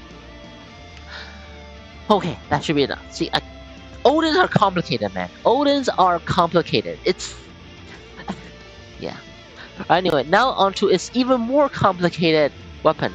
There's Windward. Pretty sure those who have used it doesn't know what the heck is going on, right? It's just a huge thunder going left and right. Now, from my understanding, and from what people have tested, once it hits, you know, once the little thunder hits, like once activated, right? Once that thing hits, what it will do is that if the enemy are stunned, which, you know, it is an EM move, right? If the enemy are stunned, then it will be dealing damage constantly on it. Just be like just be zapping the damage constantly. And if you use all the ammo on it, the maximum hits on that thing are, I think, 80 hits. So let's say in the 1v1 setting, right? The enemy doesn't have anti-stun. If they get hit by the wards, right? It can potentially take 80% of HP down. If okay, but give it if everything hits, right? It has to be very, very lucky. Everything had to hit, or well, not lucky. Like everything had to hit, so you need to be very close to the enemies, and the enemy also had to like just have no CC, no anti-CC at all. It can potentially just kill enemy outright, just because of how look at those things. 33 hits on just not even being close to you. So yeah, very, very strong, very, very powerful move to have. Like this is the reason why people say that, or the reason why I say that. If you want to get Odin, you probably want to A-star, because A-star, this weapon are just very, very powerful. And if anything, it's just more proc, just more proc. Now, this weapon does count as ranged weapon for some reason, so it is a downside. It couldn't trigger some of the melee effects, but good enough, man, good enough. So, like, yeah, huge damage potential, huge hits potential, and it's instant, right? It's instantly blast you with 80 hits of thunder if the enemy are stunned. It's incredible. See, things just dies in one hit. Yeah. Especially if all 18 hits are hit around him, right? So because it's like once you get hit by one of them, it will trigger like a chain effects, and like even not counting the parts, it'll trigger chain effects for it to do even more hits. So yeah, and because there's so much hits on this move, they don't dare to give it collision effects or like collision percentage damage, so it couldn't actually one shot people. But even without it, it can probably one shot people. So yeah. However, for this skill, if the enemy does have a full immunity, so for example, like if enemy have completely full immunity for thunder, then this skill, what happen is that you hit it, it will zap around it for a little bit, and it just be gone. So if the enemy have anti EM or anti CC, right, then this skill would be not as effective damage wise and like hit wise or damage proc wise. So, but how many units are constantly in like I mean, aside from Gmo, I guess, right? How many enemies are constantly in like a full immunity status, right? So I don't think that's an option, especially if you're using this in like story mode, right? If new players are using it in story mode, you can probably one-shot everything. So yeah, definitely a pretty awesome skill to have. Welcome. So, and let's say if enemy does have anti-CC, right? As I told you before, I believe this ring actually goes through anti-CC. So what can happen is your ring, like your Stormwind ring, can stun the enemies. Can get the enemies on, then apply the warp. Then it doesn't matter if the enemies have 100%, 200% anti-EM or something like that. It's gonna get hit by the 80 hits and die in the 1v1 setting. If the enemy if you do get in 1v1, if the enemy does have anti-CCs, and if he gets stunned by the rings, and if he uses the warp, then they are still gonna eat it. So yeah. And also, as you can see, it's an AoE effect. So allies around it are not gonna be safe. If just happens that our allies are around the hit target, the allies the enemy's allies that are near them are gonna get hit too. So probably not as much as 80 hits, but it's gonna get stunned or just being deal a lot of damage. So incredible skill. But yeah. However, it is not too consistent though, because as you can see, especially if the enemies are far away, or if there's multiple enemies, potentially cannot be as accurate on the hits. So, and again, if the enemy have full immune, and if it's at range, then this skill probably wouldn't do as much. So. But anyway, highly recommend to get this skill as well if you're gonna get Odin, because it is just great. It is good. It's a good skill to have. It's a good skill. It is a good skill to have. So Right, that should be about his weapon. I talked so long about his weapon, but it is again. Odin is such a complicated mecha that I do need to spend a lot of time talking about it because again, Odin. Like, God, if there's no more complicated mecha than Odin in this game. So yeah. Whew. And I probably missed a lot as well. I glimpsed over a lot of things too. So I will add those either in I'll I'll talk about it in our Discord, add it in the description, or just do something about it sometime. But or just ask me in our Discord if you want to know more about Odin, because there's a lot of things about Odin. So yeah. Alright, anyway. Now, let's finally get into its unique abilities. Don't know to pull or not. Um, I would recommend Zero, not because Odin is bad, but because Odin is too complicated. It's too buggy. So, definitely get Zero because Odin is complicated like this. Like, you need to read a freaking handbook to know what the heck Odin does. Oh, no. Even devs doesn't know what Odin does. Here's the thing. Even dev doesn't know what Odin does. Even dev doesn't know how to fix the margin core problem. So, do you expect players to know? I mean, players probably know more than the dev on how Odin works. But, just know, you know what I meant, right? Yeah. So, just get Zero because Odin are, complicated. So, Zero you can just brainless, bring off, put HP parts on, done. Odin you need to okay, so does this skill work? Does that skill work? Does this pilot work? Does this activation pilot work? Like, would this work to my team? You need to think about all this for Odin. But yeah, Odin doesn't get nerfed soon. Odin is Zero doesn't get. Zero doesn't get nerfed. Zero will only get outdated as because the thing is devs are trying their best to try to counter Zero because Zero has been most obnoxious thing in PvP so far. So you can probably see some anti-Zero measures coming up soon, but Zero is not getting nerfed. Zero are still going to be unkillable at least against a team that doesn't have anything to anti it. So yeah, so don't worry about it. Alright, anyway, so let's talk about his unique abilities. Now, his unique abilities are actually the least complicated things in my opinion about them. I mean, he does have a lot more because there's different modes between it's horse mode and it's non-horse mode. So yeah, I mean you can see how powerful they are, right? You got AoEs, you got AoEs, you got the get in your face melee combos and stuff like that. That's pretty good. What's it called? And what I do want to get into is the AoEs. Now the AoEs is good obviously because first of all it force triggers Wraith, right? And also I talked about before, Wraith are pretty good. And because they have AoE, your Lilith, your support unit in the back are not going to be safe from Odin because Odin are just doing a whole map wipe damage thing. So it can essentially help you. So it doesn't it is not counter or I guess it has measures to counter how to get units in the back. If anything, apply some debuff on it, or apply some stun on it, so the support isn't wreaking havoc onto your, the support of DPS, the CC are not wreaking havoc on your team. So, that's very very good. And of course, this skill does, how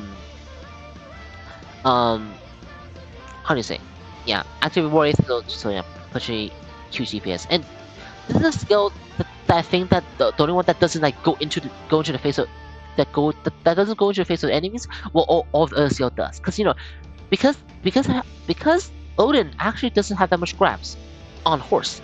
Yeah, doing the horse mode, as you can see, it actually does not have that much grabs. Oh, I see. Yeah. Because Odin's already have such a strong broken CC ring out here. It doesn't have that much grabs to the enemies. So it kind of relies on stunning the enemies or like poking the enemy with this ring for enemy to be lose control or for enemies to be to be EN stun, right? So so it's kind of understandable that this on horse it it doesn't have much grab, but it does stick. Like for example, all these other weapons are just sticking into the enemy's face, right? It just goes to the enemy's face, so you can be constantly be applying this ring on it, so that should get so that should be pretty good. So as a kick, just get 0, yeah, just get 0. Anyway, so however, it does have one grab, which is probably one of the best, like probably one of his most DPS to be honest. Like for example, okay, so let's take away his things, right? I read his moves, right? So let's go. Come on, shoot it. There you go. This move, look at this. Force grab, obviously. Drag the enemies around the map. That means you likely won't be counter grabbed by enemies, either by their allies or by the enemy itself. It's awesome. It's probably one of the best counter in my opinion in the game. Now I don't know how much damage it actually does. I do think it does a lot of damage. But I think the best thing about this thing is that the accuracy. The accuracy is very high. Finish it very quickly. CC the enemies a lot. It'll be applying. I don't know. They're just great. I should say, they're just great. I guess.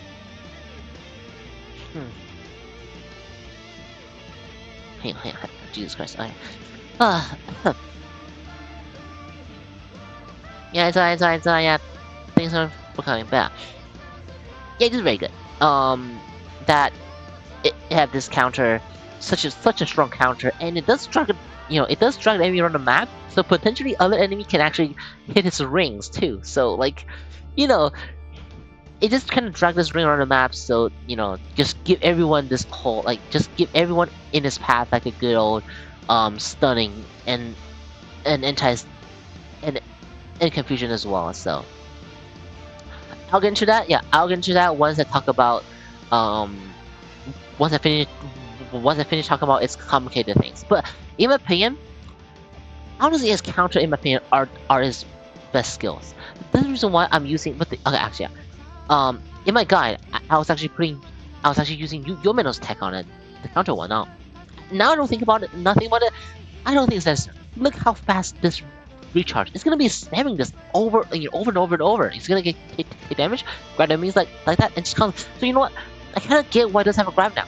It's because his counter is too good. His counter is a force grab is too good. If you have another grab, it's gonna wreak havoc even more. So it makes sense it doesn't have a grab. You have this ring and you have this and you have this counter grab. It's gonna be incredible. So yeah. Anyway, okay, hold on. Let me lay down because I am tired just fucking talking about this so much. But anyway, so that should be it about on horse. Now this is the effect on horse. Now there's also effect off horse. Now I think off horse of him are actually kind of stronger, I believe. I don't know though, because the reason why I said it is because it does have a grab. Like it does have a non-counter grab. Absolutely awesome. Absolutely so cool. Yeah. It doesn't have the huge AoE anymore, but I think that thing does a huge damage. Like that thing does huge damage. But hold on, let me. Yeah, there you go. So yeah. Hold on. Let me actually. Yeah, let me go. I'm gonna move again. I'm gonna see if the counter is the same. So, okay, Jesus Christ. Come on, fire. Okay, his counter is actually not as strong as it was in thing, or it's for the looks of it, right? Because I don't think it is a force grab per se. I think it's rush because I was looking at the hold on, yeah. Let me actually meow meow meow meow Alright, hold on. Let me actually go to wiki because again I wanted to talk about this unit like once and for all because I don't want any confusion left. I don't want anything, I don't want any I don't want any thing to like, or I want to cover as much as possible so I can give people, because again, this unit are very complicated, very complicated. So anyway, okay, so let me just make sure it is, yeah. So yeah, its counter is a force grab. Doesn't have any, doesn't have much grab otherwise. It's okay, yeah, its counter is a force grab as well. But cannot grab, Jima and stuff like that, right? And also, one of the big things is, when it misses a grab, it finishes combo. I mean, most Mecha nowadays does, but always good that if they finish a combo. And of course, it got a grab, which is the thing. Give me a second. Yeah, hang on. It should be outrage, yeah. Yeah, but this one is actually yeah, okay, yeah. Does seem like as well. So yeah, very good. So I guess in one setting, maybe the mecha mode are stronger because it actually got 2 grabs. But look, with this ring around him, do you really? I'm not really sure if it even needs a grab, honestly. So yeah, awesome. Now, alright. So what else should I talk about? As you can see here, that is also said that it does give a little bit of the it does give a little bit of the like the anti-bullet, the anti-missile and stuff like that that actually works. And I do think it's like it's either okay, again, according to this guy, it's either every damage hits or every time the skill activates, it does have like a anti-bullet or not. I don't know if it's fixed. I don't know if it's bugged, but we can definitely be sure that the missile is definitely negated for the most part, unless the gravitation are so strong that I couldn't even get the freaking plank out of it. Just show you how strong the gravitation is on a light yeah, you know what, I can't get it out. Yeah, I literally cannot get it out. Yeah, because the gravitation effect are so strong. So yeah, how.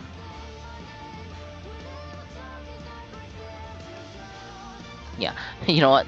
The plane just comes in, so yeah. Alright, yeah. But yeah, let's okay, so I think that's everything about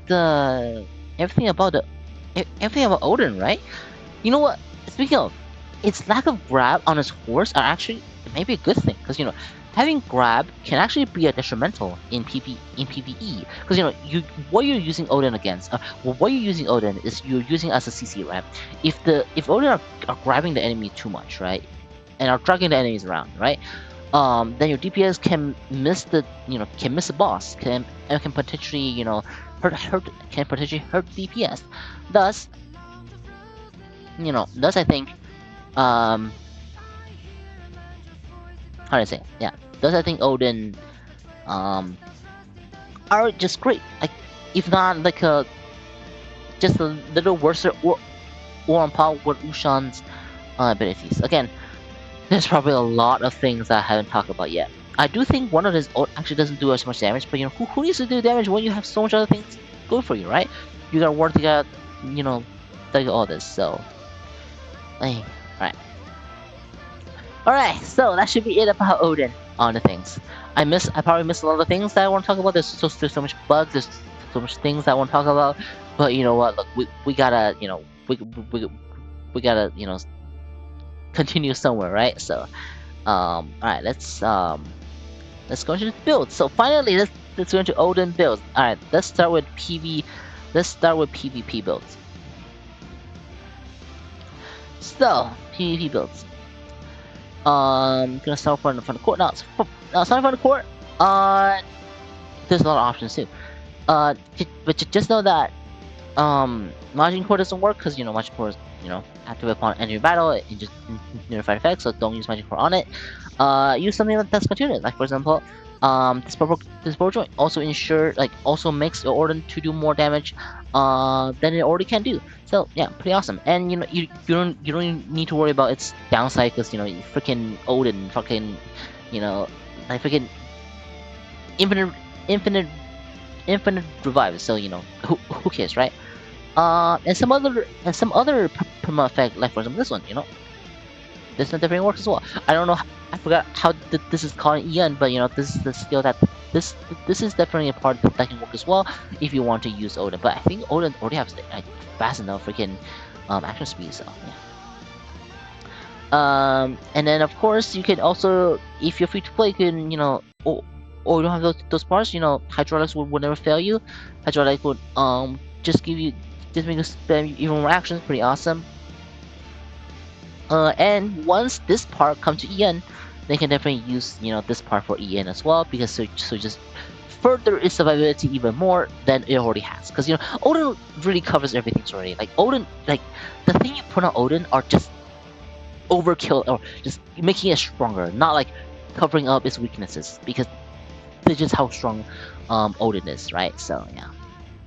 And now for the bullets. Now bullets also have so much options. Obviously, you can use EM Blade for even more CCs. You can, you can use claws for more sustainability than it already has. In my opinion, I'll use this one because Odin actually doesn't like, except for revive. Odin doesn't have as much like regen. So somebody can help you safer.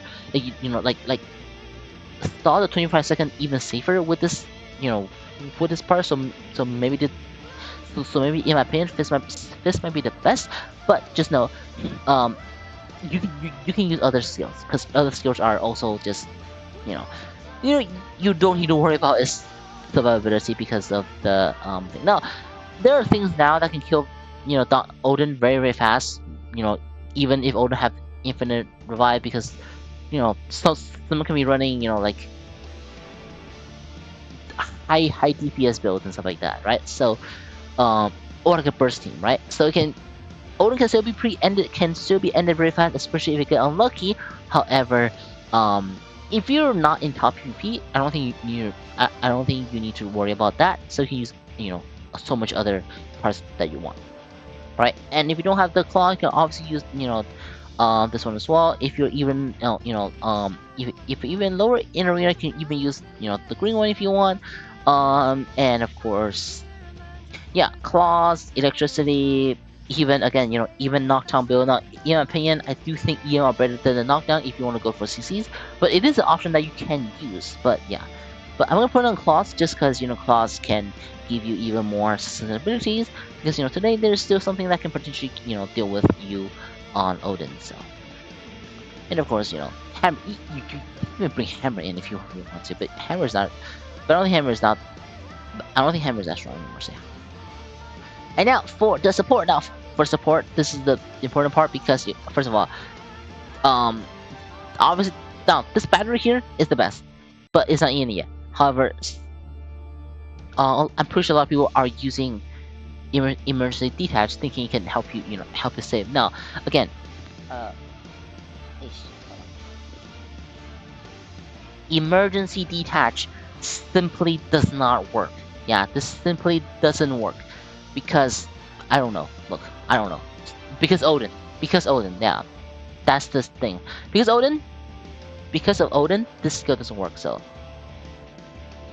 and then so it really, I mean, yeah, it really just, I guess, boils down to whatever is the best after these two are out of the question. So after these are out of the question, what is the best? Obviously, chest stabilizer.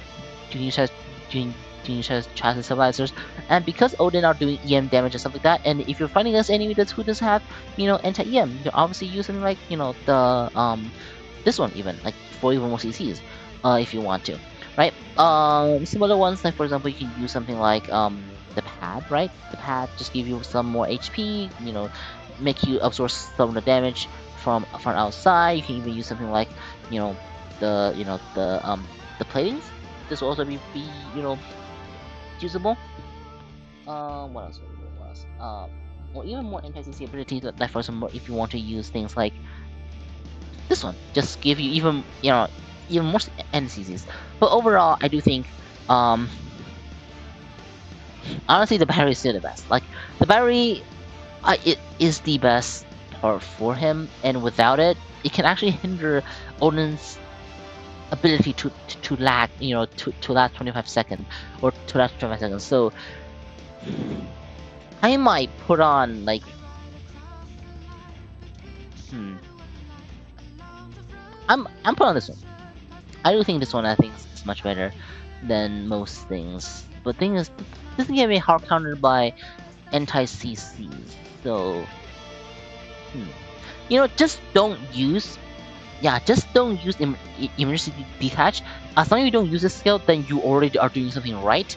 Then just use whatever you have, right? Depending on what you have, right? Depending on what you have left after you build some other units, because it wouldn't really matter at that point. But yeah. And I guess I would say this one is also really really good in PvP because it does reduce your CC durations on some of the CCs. But I'm just putting this here just a placeholder. But I'm actually gonna take this off because I don't want people to. Because I want people to use the batteries once they come out. Yeah, I want people to use the batteries once they come out. But because Ian doesn't have it yet, so I'm gonna take this off. Right? I'm gonna take this off. So people who are skipping around won't see this thing on, even though this is not Ian yet. But you definitely want to use these batteries. There isn't really any other option for it. So yeah. And after armor, obviously you want to use firm steel. Just so you can actually exist until you transform. However, I do want to say that you can obviously use something like this as well if you have firm steel somewhere. Like if you have GMO1, if you have GMO01 here, then obviously you can use the fork right here. Actually, I'm gonna put this on just so just because there isn't really any other thing here. So, alright. Anyway, but let me put back on this one. So, yeah, it's alright. Just firm steel or fork. Firm steel or fork, but both these can potentially help you out on surviving. On surviving the 25-second that it needs for it to gain back its HP. So. And now for the coatings, obviously 2-tier armor will always work. 2-tier armor won't go away.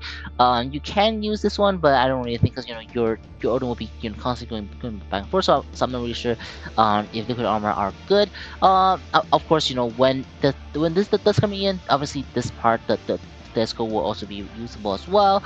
But I'm gonna take that for now because I don't think it'll work. And as time goes on, and or if you see your Odin's dying, you can obviously use you can obviously use the stealth code, so you don't get targeted as much. And I don't think just like running into things can kill Odin that quickly. So having this on can just ensure Odin survival even more. And as I talk about the pet, in my opinion, Pisces are the best because Pisces can actually scrape those damage performances of rings. Even though its transform can potentially have some weird effect of it, but when you transform, right, you probably already use up its little, its extra health bar. However, I do have to say though, there's other parts depending on the pilot that can be even better on it. For example, crabs, crabs obviously works. Both crab, both the both mantis and both the cancer, both of these can never work. Cancer I think actually works better because cancer goes left right, and when it's doing that, it can particularly touch enemies with its ring, and that can be very very strong as well. So this is just something to keep in mind of. So pretty very good. And of course we have Scorpion. Scorpion also good because it does a lot of the hits from both its weapons and from its actions. So having this just even more CC, even more damage is overall pretty awesome. But in my opinion, I think Crab is the best. Pisces, even though you can switch to damage, I'm not sure if it will save you from the long run. Cancers here really just give you more options, or just give you more some offense ability because it doesn't just move around, right? It also can make enemy touch the ring even more. So yeah. But I'm gonna put Pisces here for now, just because Pisces are I think the script, because I think everyone have Pisces. Pisces are Pisces are just it is great because it's you need it for a lot of things, I should say. Yeah, perhaps mostly for PvP, but for this for the fish, it's actually for both PvP and PvE. So yeah. So if you don't have one of this, you definitely want to get one. I don't think you need two, but definitely one. Two. I think two is good, but j- just one is enough. And now for the co-pilot skill. Now co-pilot skill really depending on your really depends on your pilots, right?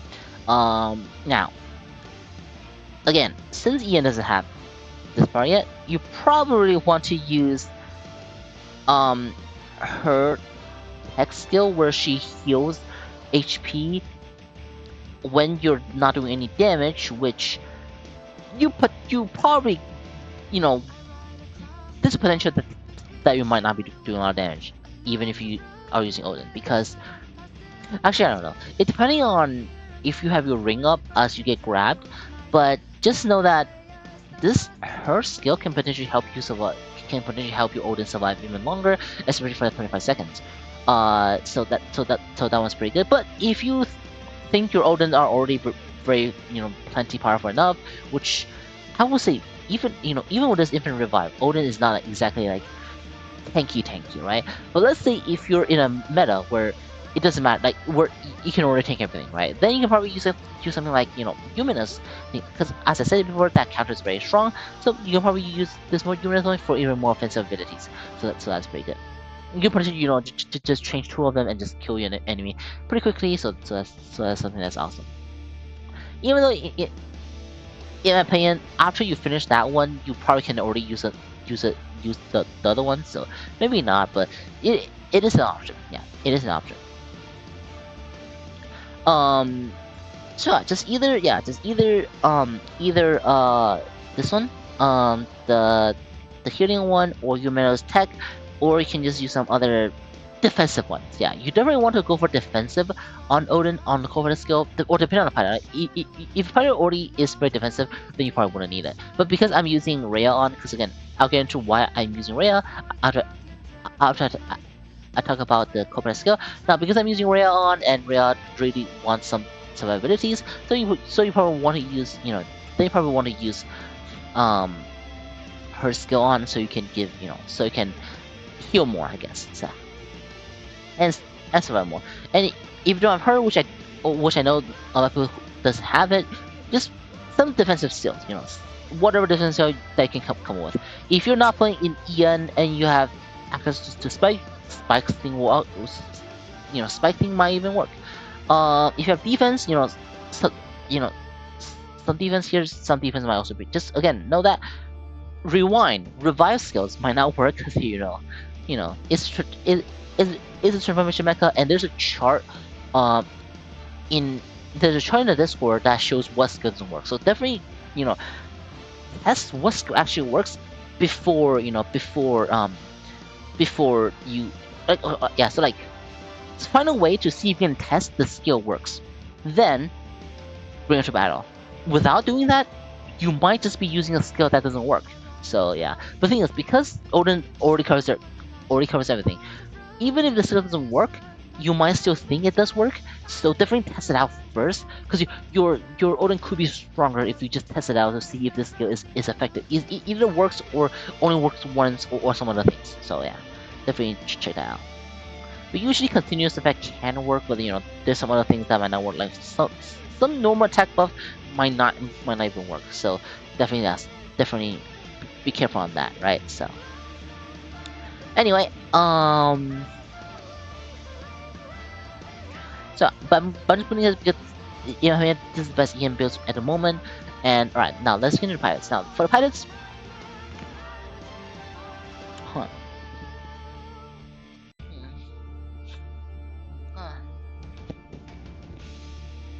Now for the pilots. Now, why is Rhea the best on Odin? Because Rhea, you can actually trigger. Jesus Christ, hold on. Huh.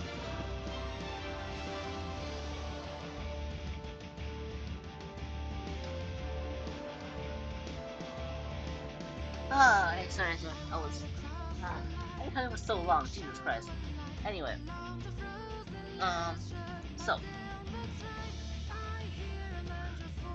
okay. So as far as I know, right? Yeah. Sorry. I was doing something, yeah, but as far as I know, right, you can actually trigger her skill, like what, like continuously, um, as you know, as she transforms. So you can basically abuse Rhea's you know, skills to make it, to make it how do you say it? To make it just make the make the game even stallier for the enemies and for yourself. Just make your team even more annoying for the enemy to do it. But the thing is, enemy will be using the same, so it would just be a whole slugfest of just you know you start fighting, we start fighting, we heal, I heal, and yeah.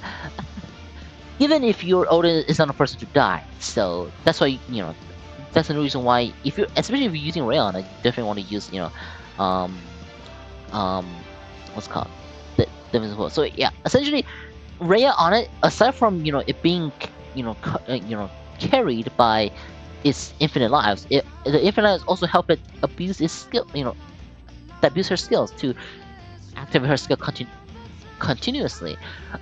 It wouldn't matter as much if both players has it, then both players are just doing the same thing over and over and over. But if you're someone who has this, like if you're in lower arena, right, and if you have this combo where you're using Rhea and Odin together, you're gonna have a huge, much higher advantage, or the enemy will just have a much harder time killing you if you are using this combo. And if Rhea is constantly activating her skills, so yeah, pretty awesome. Alright, so anyway, this is the reason why I'm using Rhea on. Of course, Rhea is not the only pilot that can put it on. You can put things like Tao. Tao I think is the second best on it because Tao, although her active skill can be eaten by the revive, and even though Odin actually, I probably should get into it as well. So Odin offers infinite or semi-infinite semi-limited or semi-infinite active skill renewal, because every time it revives, right, you can activate the active skill again. Now what is this semi? Because how do I say it? Some skill doesn't work after you activate it again. And for example, if you're using Rhea's active skill, right, you probably couldn't apply more final defense onto the enemies after Rhea transforms. So even if you can activate Rhea's effect once again, it will probably not not work. And of course some other skill as well. Like for example, this effect can only activate once per battle. So even though if you can activate skill infinitely every time it transforms, some OP skills now does not cannot be reactivated, especially if it buffs your teammates. So, or it maybe can, but it's not stackable, stuff like that. So, anyway, so for Tower Weekend, same thing. If you're using Tower Weekend, then probably gonna use something like this one's what just to survive, so it can so it can actually like exist, right? I thought some people were using Homewood skill. Homewood skill, I don't think is not necessary because, I mean, Odin already have a pretty quick attack pattern, so I don't think it's that needed. So, and I guess you can also, like, let's say if you already got everything, right? You can obviously use some other support skill, right? For example, like you use, I mean, Guy probably is better as a main pilot, but you definitely use something like the G Stone from her, right? From her, just for even more cooldown, stuff like that, or can just use the good old love, some support skill, if you can already make your Odin survive. Which again, you need to test that in PvP to see if your Odin can survive before you put on some other like non-defensive skill on, right? So yeah, like especially if using Tao, you can probably use her on as well, the one with the stealth, and just some other stuff. So, and of course, if you're using, I'm from Becca's because Becca's have everything, right? And if you're using, someone who have a defensive skill, you probably should put on a defensive skill just so you can last, just so you can ensure it to last the 28 seconds. Now, just know that accumulated things, right? Accumulated things, like for example, like Chin. Now, I don't know if Chin's skill works, with Strip, but I will assume so because it activate as you take damage, right? I don't think this will carry over to your after you transform, right? Or every time you transform. So I would say a skill like this, you probably don't want to use the Chin's defensive skill.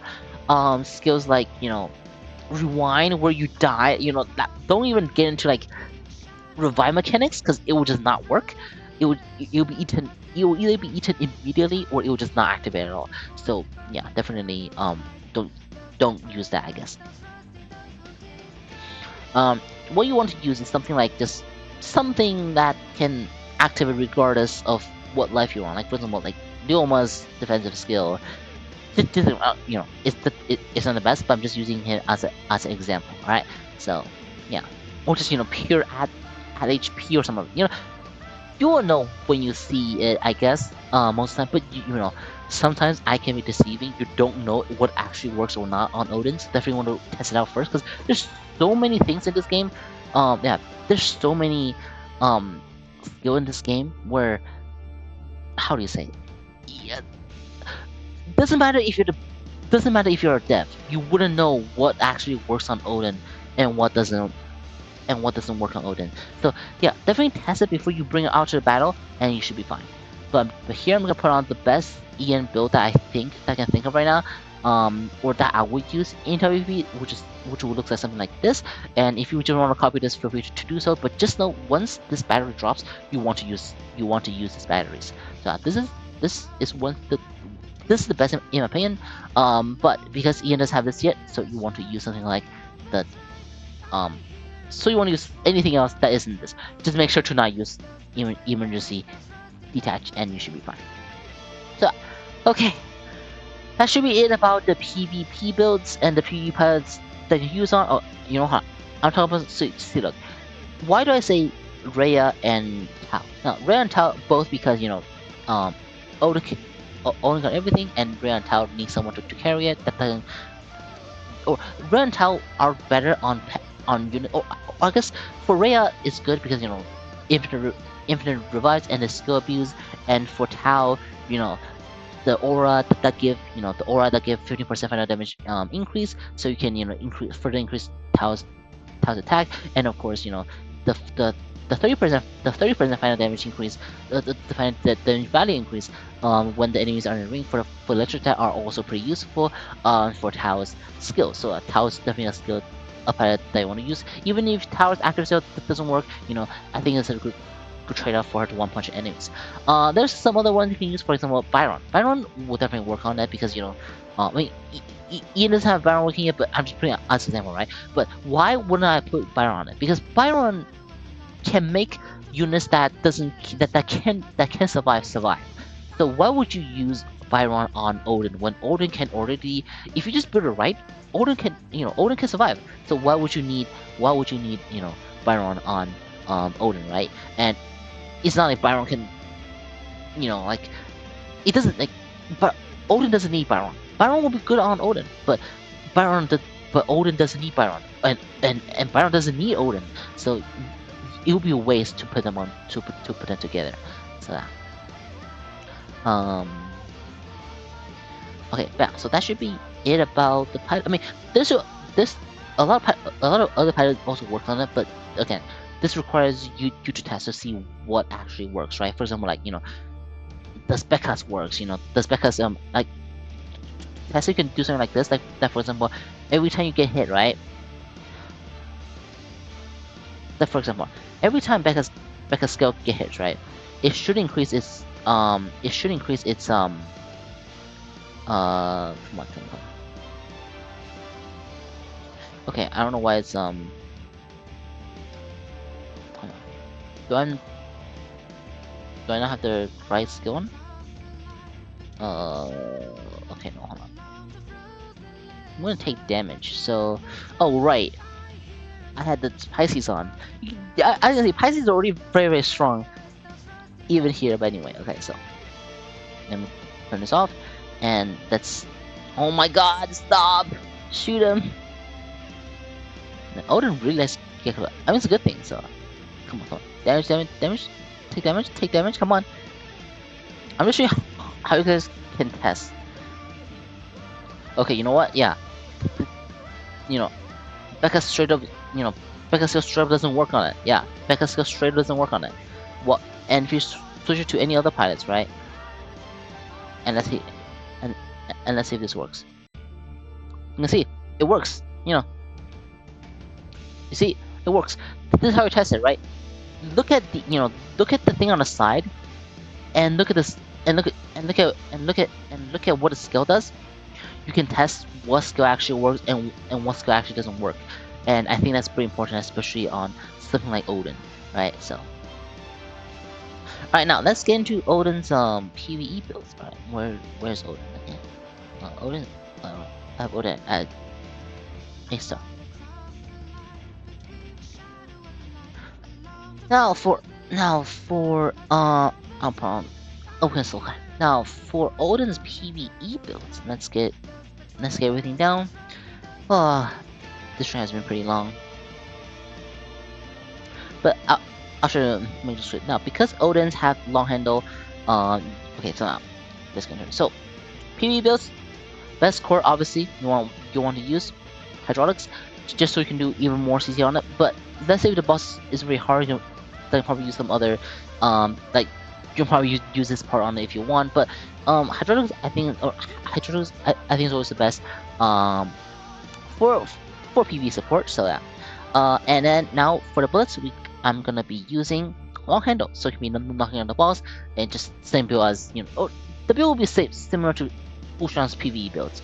And for support, obviously you want to use this one, not only because the knockdown will be longer, but also because it will have just knockdown is longer and even more stun. But usually the boss isn't affected by PM. So, and of course either usually you won't use Firm Seal, but if the boss is really scared of forks, then you use forks. And for the coatings, obviously I will be using Lucky Coat, so you can so you can be triggering more of you have more chances to trigger the long handles effect. And then for the pets, obviously I will want to either go for Scorpion, so you can stun jeez, so you can stun so you can be stunning the enemy more, or you can use Pisces if the enemies if the enemy boss are if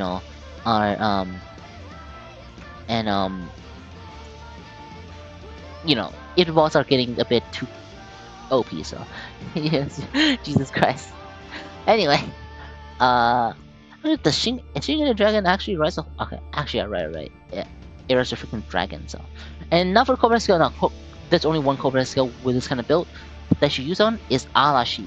Arashi is control. Arashi control.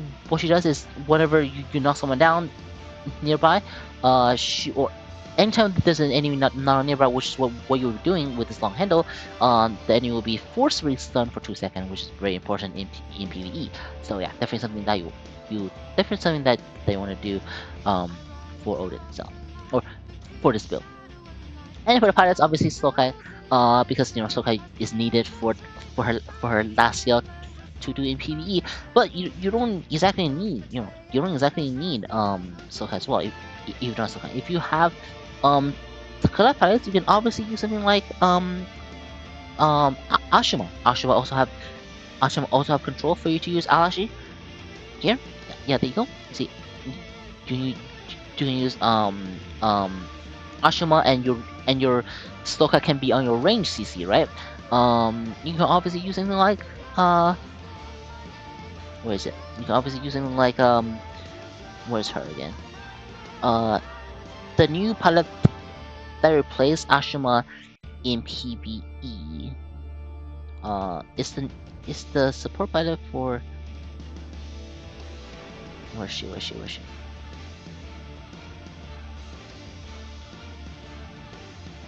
I can't seem to find it. Where is she? Do I have a skin on her or something? Even I couldn't find some. Yeah. Even I couldn't find some the pilots anymore. Where is she? She's the pilot for the Mazingers. Where is she? Hold on. Am I blind or something? Am I not seeing her at all? There you go, there you go, there you go. Her awaken. Now I don't have her awaken yet, but I'm just putting her on because she is there.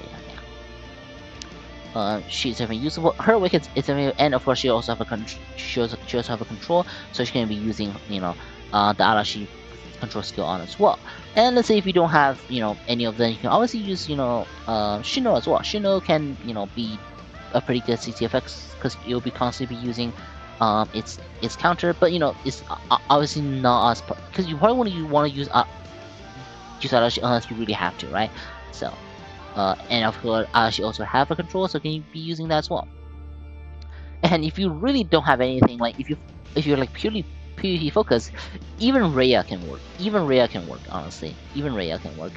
Because Rhea can probably keep your your enemies alive, or your allies alive against most bosses.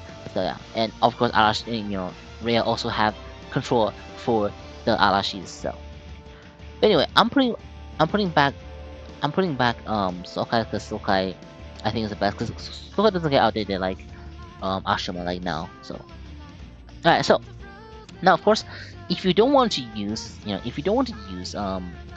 handle, or if you don't have it, obviously hammer also do work. And if you're using hammer, you don't really need this anymore. You can obviously use something like child stabilizer or some other support part. Like if you're DPS beam, you can probably even use the aura beam if you want to, or just some other thing. Like for example, if the boss summon clones, you can use this. If the boss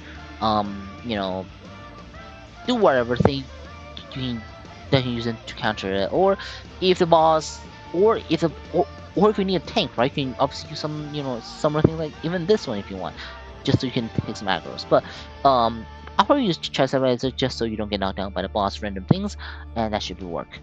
And I'll probably use Scorpion if you're gonna use Hammer on it, so it is something that can be stunning the boss. And probably gonna use some other component because your Hammer doesn't need chances, but I mean your Scorpion does take chances, but you can probably use this one. Yes. Yeah, you they probably use something like this, yeah.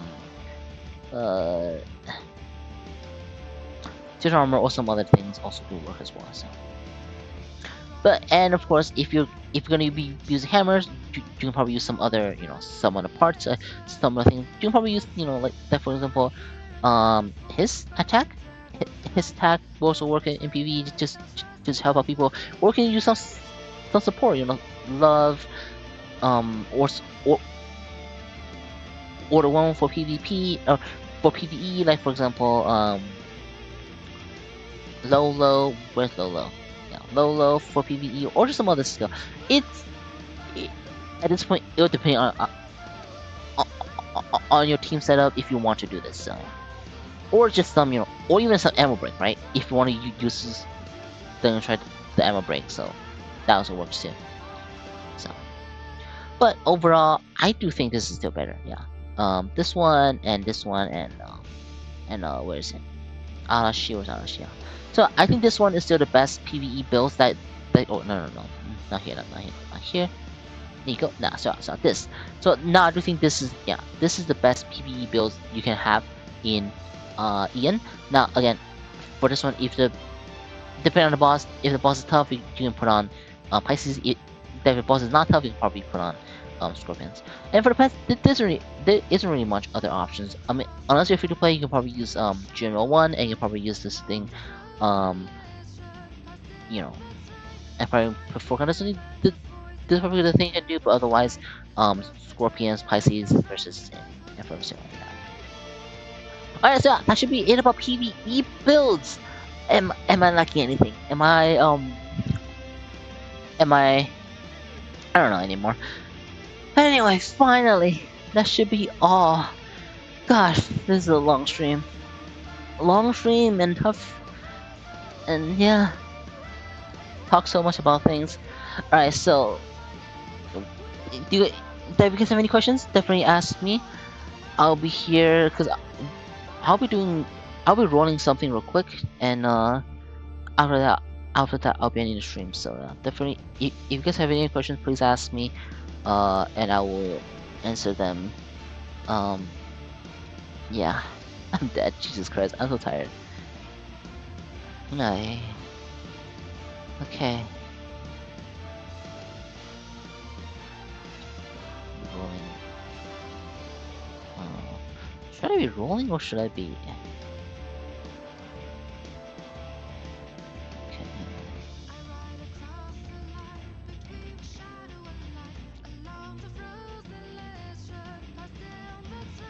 Yeah, thank you, Zero, saying you. Yeah, please consider to share, share, share and subscribe and stuff. I'm tired. I'm so dead. Hey, please, I don't know if I should be rolling for Zero. I fear I will get extra copies. Oh no, I don't know. I don't think, yeah, you know what? I kind of have to, yeah. Let's do it. What is this, 30 rolls? Alright, that's my last Zero, awesome, great. GG. And I think I can get 9-star Zero now.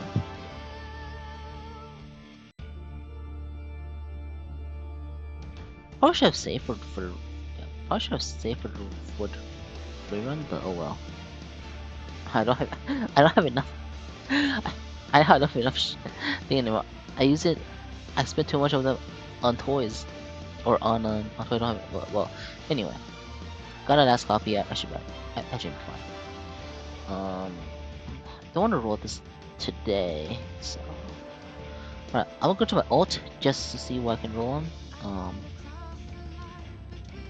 Should I roll Odin on my main? I'll roll this sometimes later then. Anything I should roll on? Probably not, yeah. But for Ian, I don't have anything necessary to roll.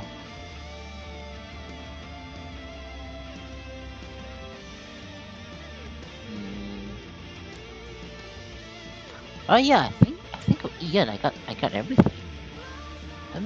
Haven't been puking at all.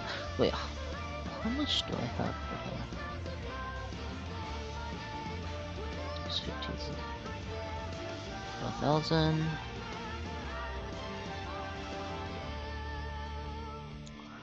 Again, if you're watching this in the future, everything I talk about will be comment, will be timestamped in the comments and in the description. So. Also, how many people have used my how many have used my teams on this one? Let me see. 4 QT team. 6,000. 1 to 2,000. Jesus Christ. Hey.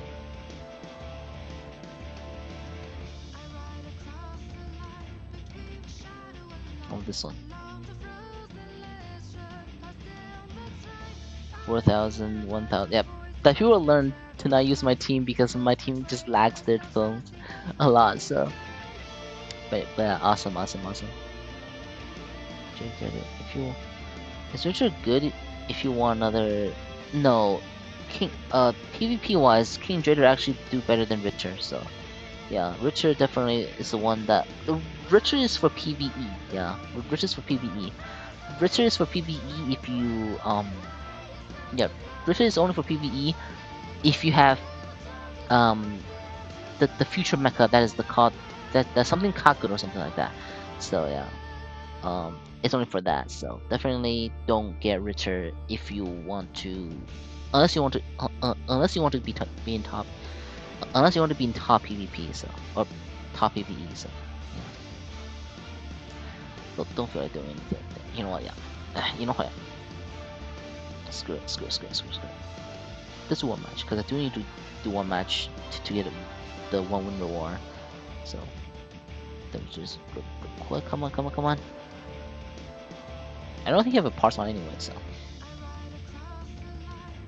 Alright, there you go. Spare option then.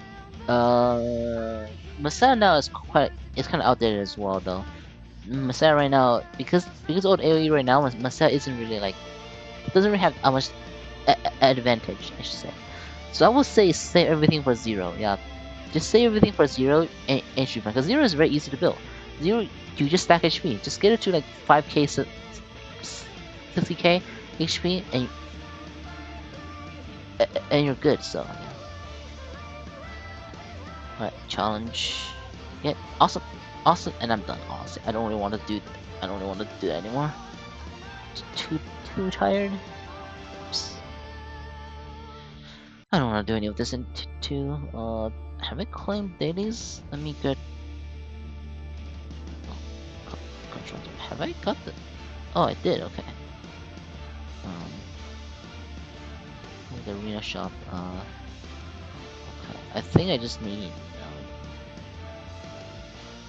I haven't done the freaking Odin, Odin things yet. Okay, hang on. I'm probably just gonna hold on. Do like an expedition, then yeah, zero. Then yeah, just get zero. Zero is so much easier to build. Like you can just bring off and you're good. Like it only become a problem after you it'll only ever become a problem if you once CC, like, even now it's still not that even now it's still not that much of a problem. Yes,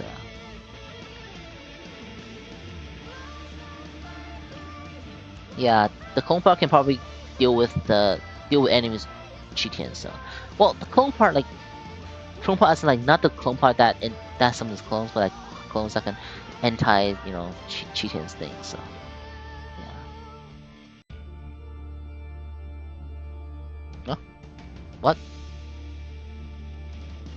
Oh, they just gave us the thing. Oh, because the dimensional research is gone, so they just kind of forcibly gave me that thing. Okay. Yeah. Okay. Awesome.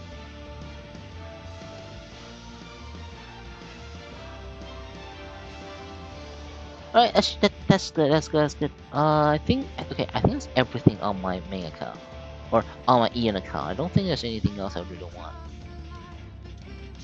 Nothing. So nothing else.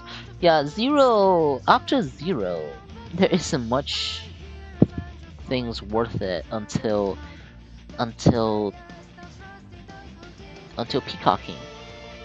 So yeah, until yeah, until this guy, there isn't much that is worth building, unless you count Wolong Retrofit, which is kind of needed in top PvP. But otherwise, yeah, I don't know. That depends on the dev. I don't know what the devs cooking up. I think they're too busy with the other game right now, so pretty sad. Oh well. Hopefully though. Wouldn't mind it. Wouldn't mind another Getcher. So definitely welcome, welcome that with open arms. So yeah. Oh my god, I am lagging so hard.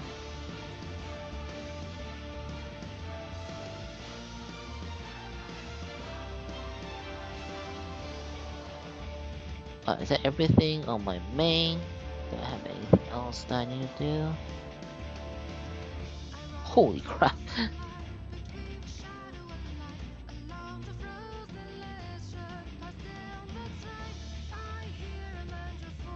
Just want to get the AU card to skip the kids.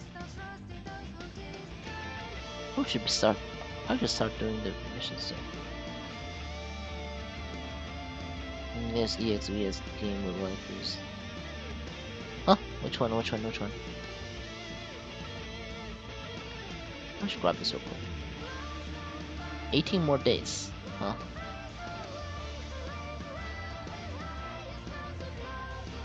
What the hell? What was I doing? Hang on.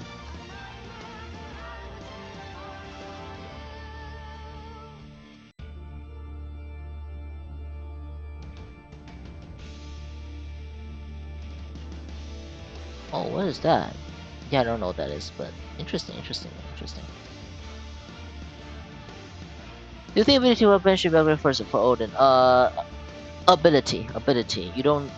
The weapon is strong, but it's still not like a necessity, right? So yeah.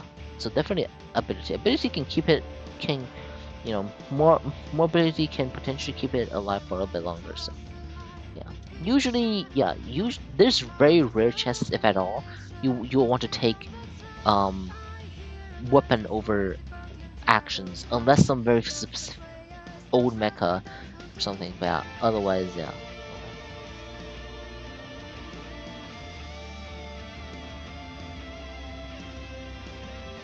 Oh, that'll be cool. Yeah, that'll be cool. Hmm. Hopefully one day or something. I don't know. Hey, yeah.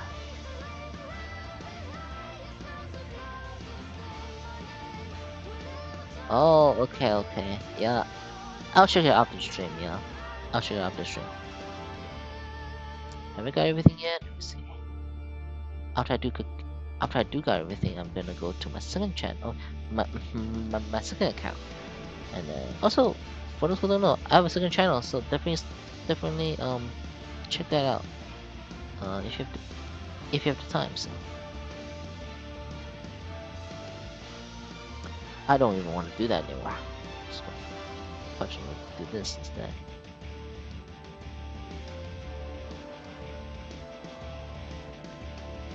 Alright, let me go into my second channel, second account, to roll stuff there, because I do need to roll stuff on that account a lot. So give me one second. I'll check it also. Oh, okay, interesting. I'll probably check that out. Yeah, that's a that's an interesting kind of game.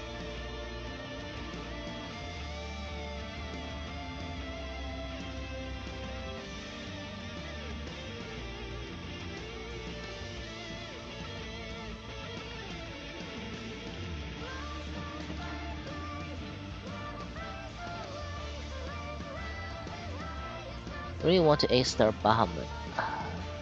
That wouldn't be a bad idea, to be honest. Yeah, but you can use A-star just fine. So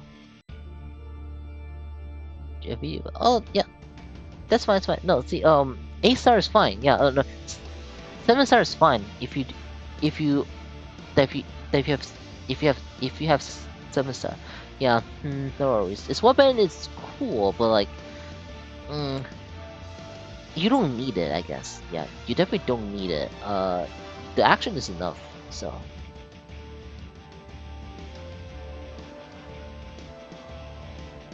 all right. Let's so I'm on my on my account on my second account now, and what I need is what the hell do I need actually? On my second channel.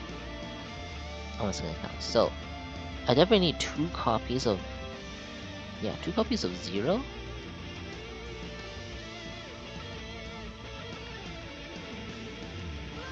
2 copies of Kaiser. So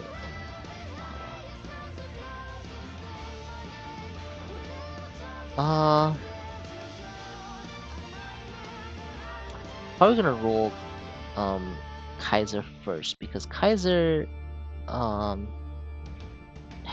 the retrophy. That's one.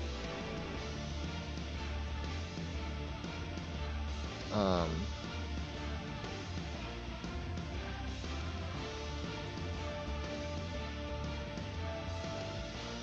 have I not finished anything yet? Okay.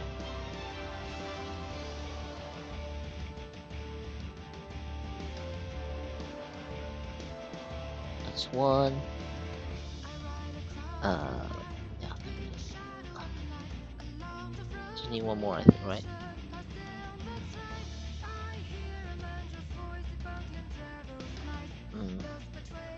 Oops.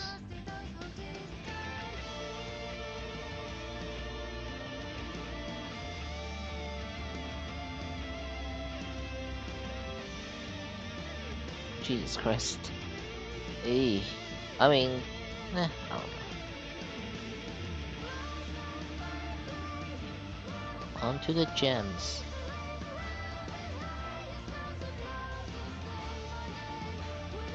Oh god.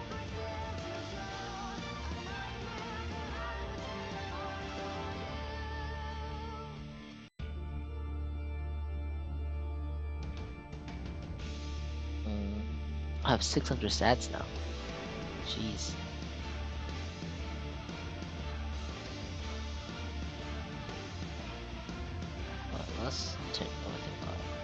Probably gonna hit pity with this one. Maybe. Well, alright, come on. Uh, 6 rolls on that. I don't want to like uh use up the thing, so let's see.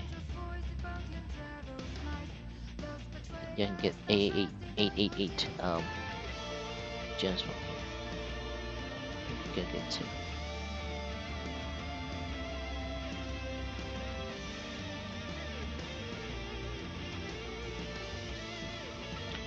Okay, well, sad.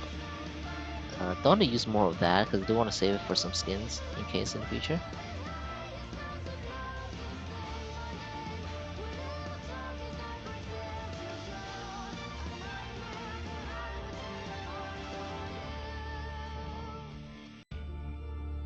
Holy crap, hold on.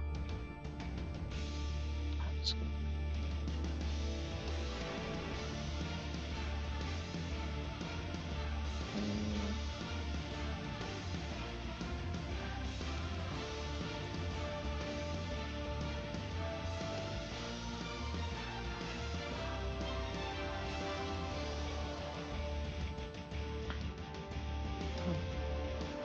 I'm keeping some because I do need some for testings, so.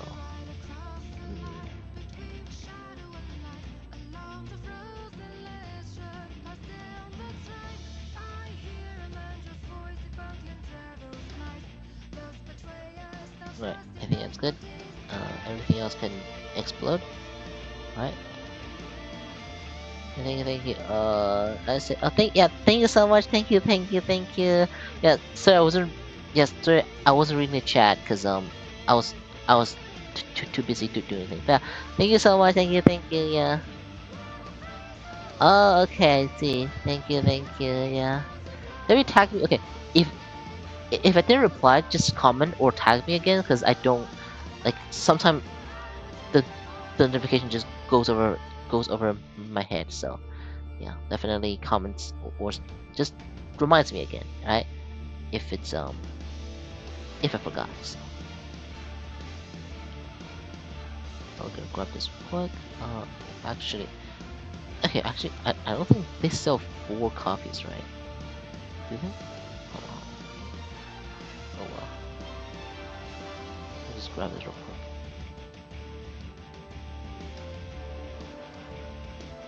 Hopefully I can get it.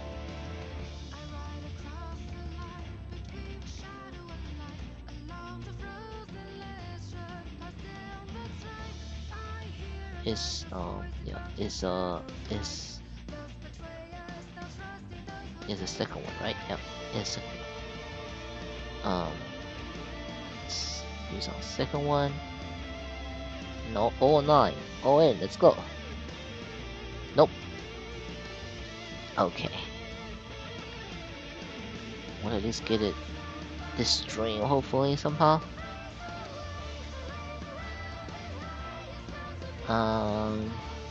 I mean, I can use the super. I probably should have used one of this. Oh well. For now, is there a?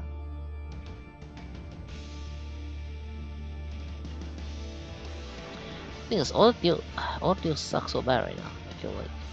How much is this? $19 for 10 roll. No thanks. uh.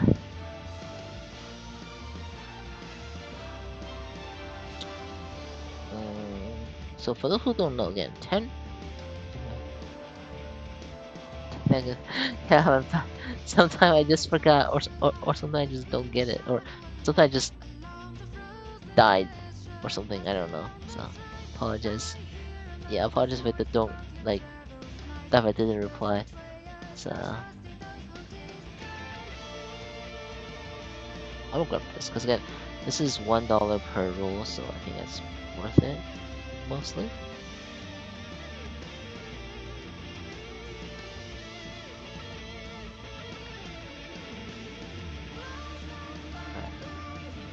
That's only the most I want to spend today. I don't want to spend too much money. at least on this game anymore. How much was it? 8, right? So let's do 2 rolls with the gems. Which that would be all of my thing as well, yeah. Okay. 8. How much roll was that now?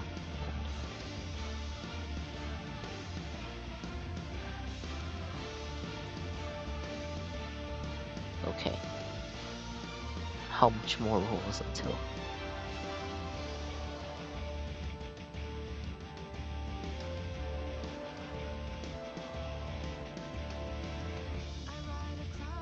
Okay, how much roll do I need? Oh, 18 more.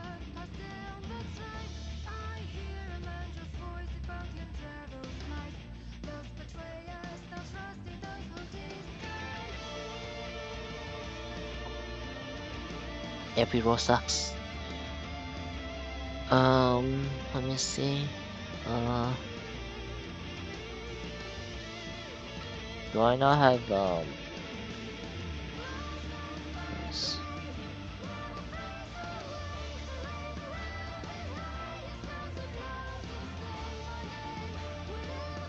Let's open all the boxes. Try to get more gems and stuff. More rolls. More rolls. What do I have? Oh,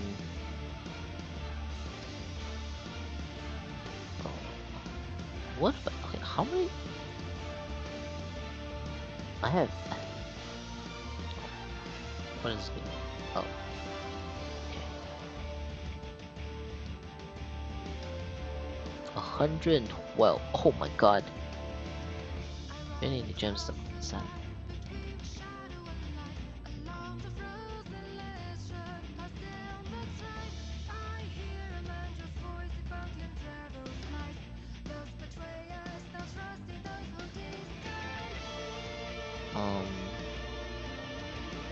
Let's see.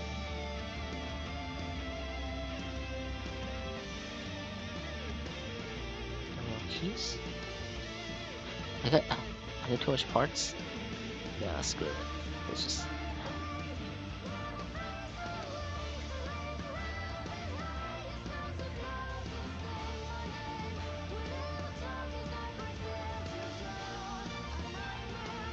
Oh well.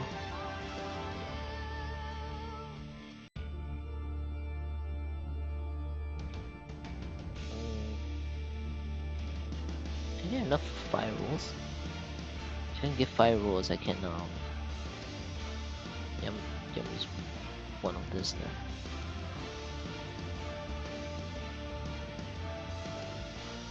Okay, I think that's 5 rolls, right? Because I will get another 5 roll here. Yep. I thought I had a lot saved up, but apparently not. Or on my ult at least.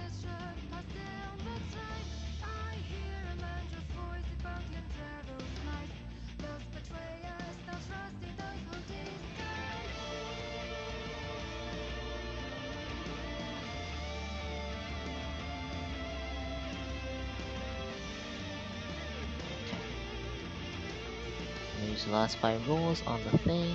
Where's the...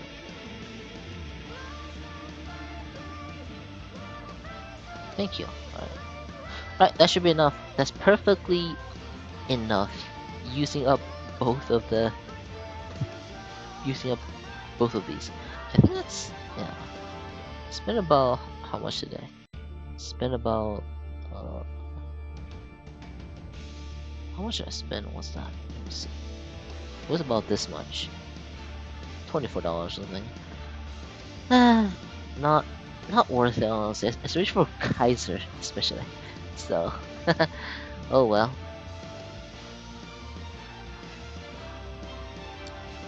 Do I have enough for Kaiser now? Do I have enough for the trophy?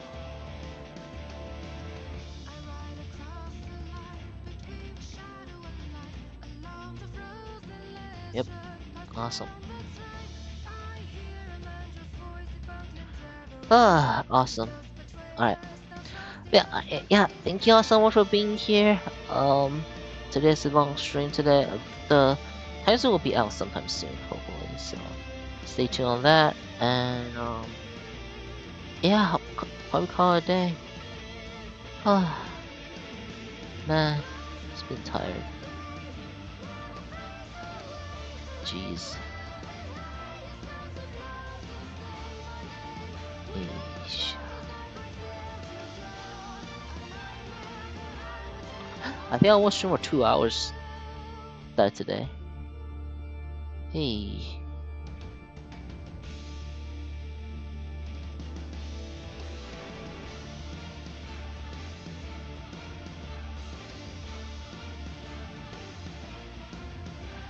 Alright.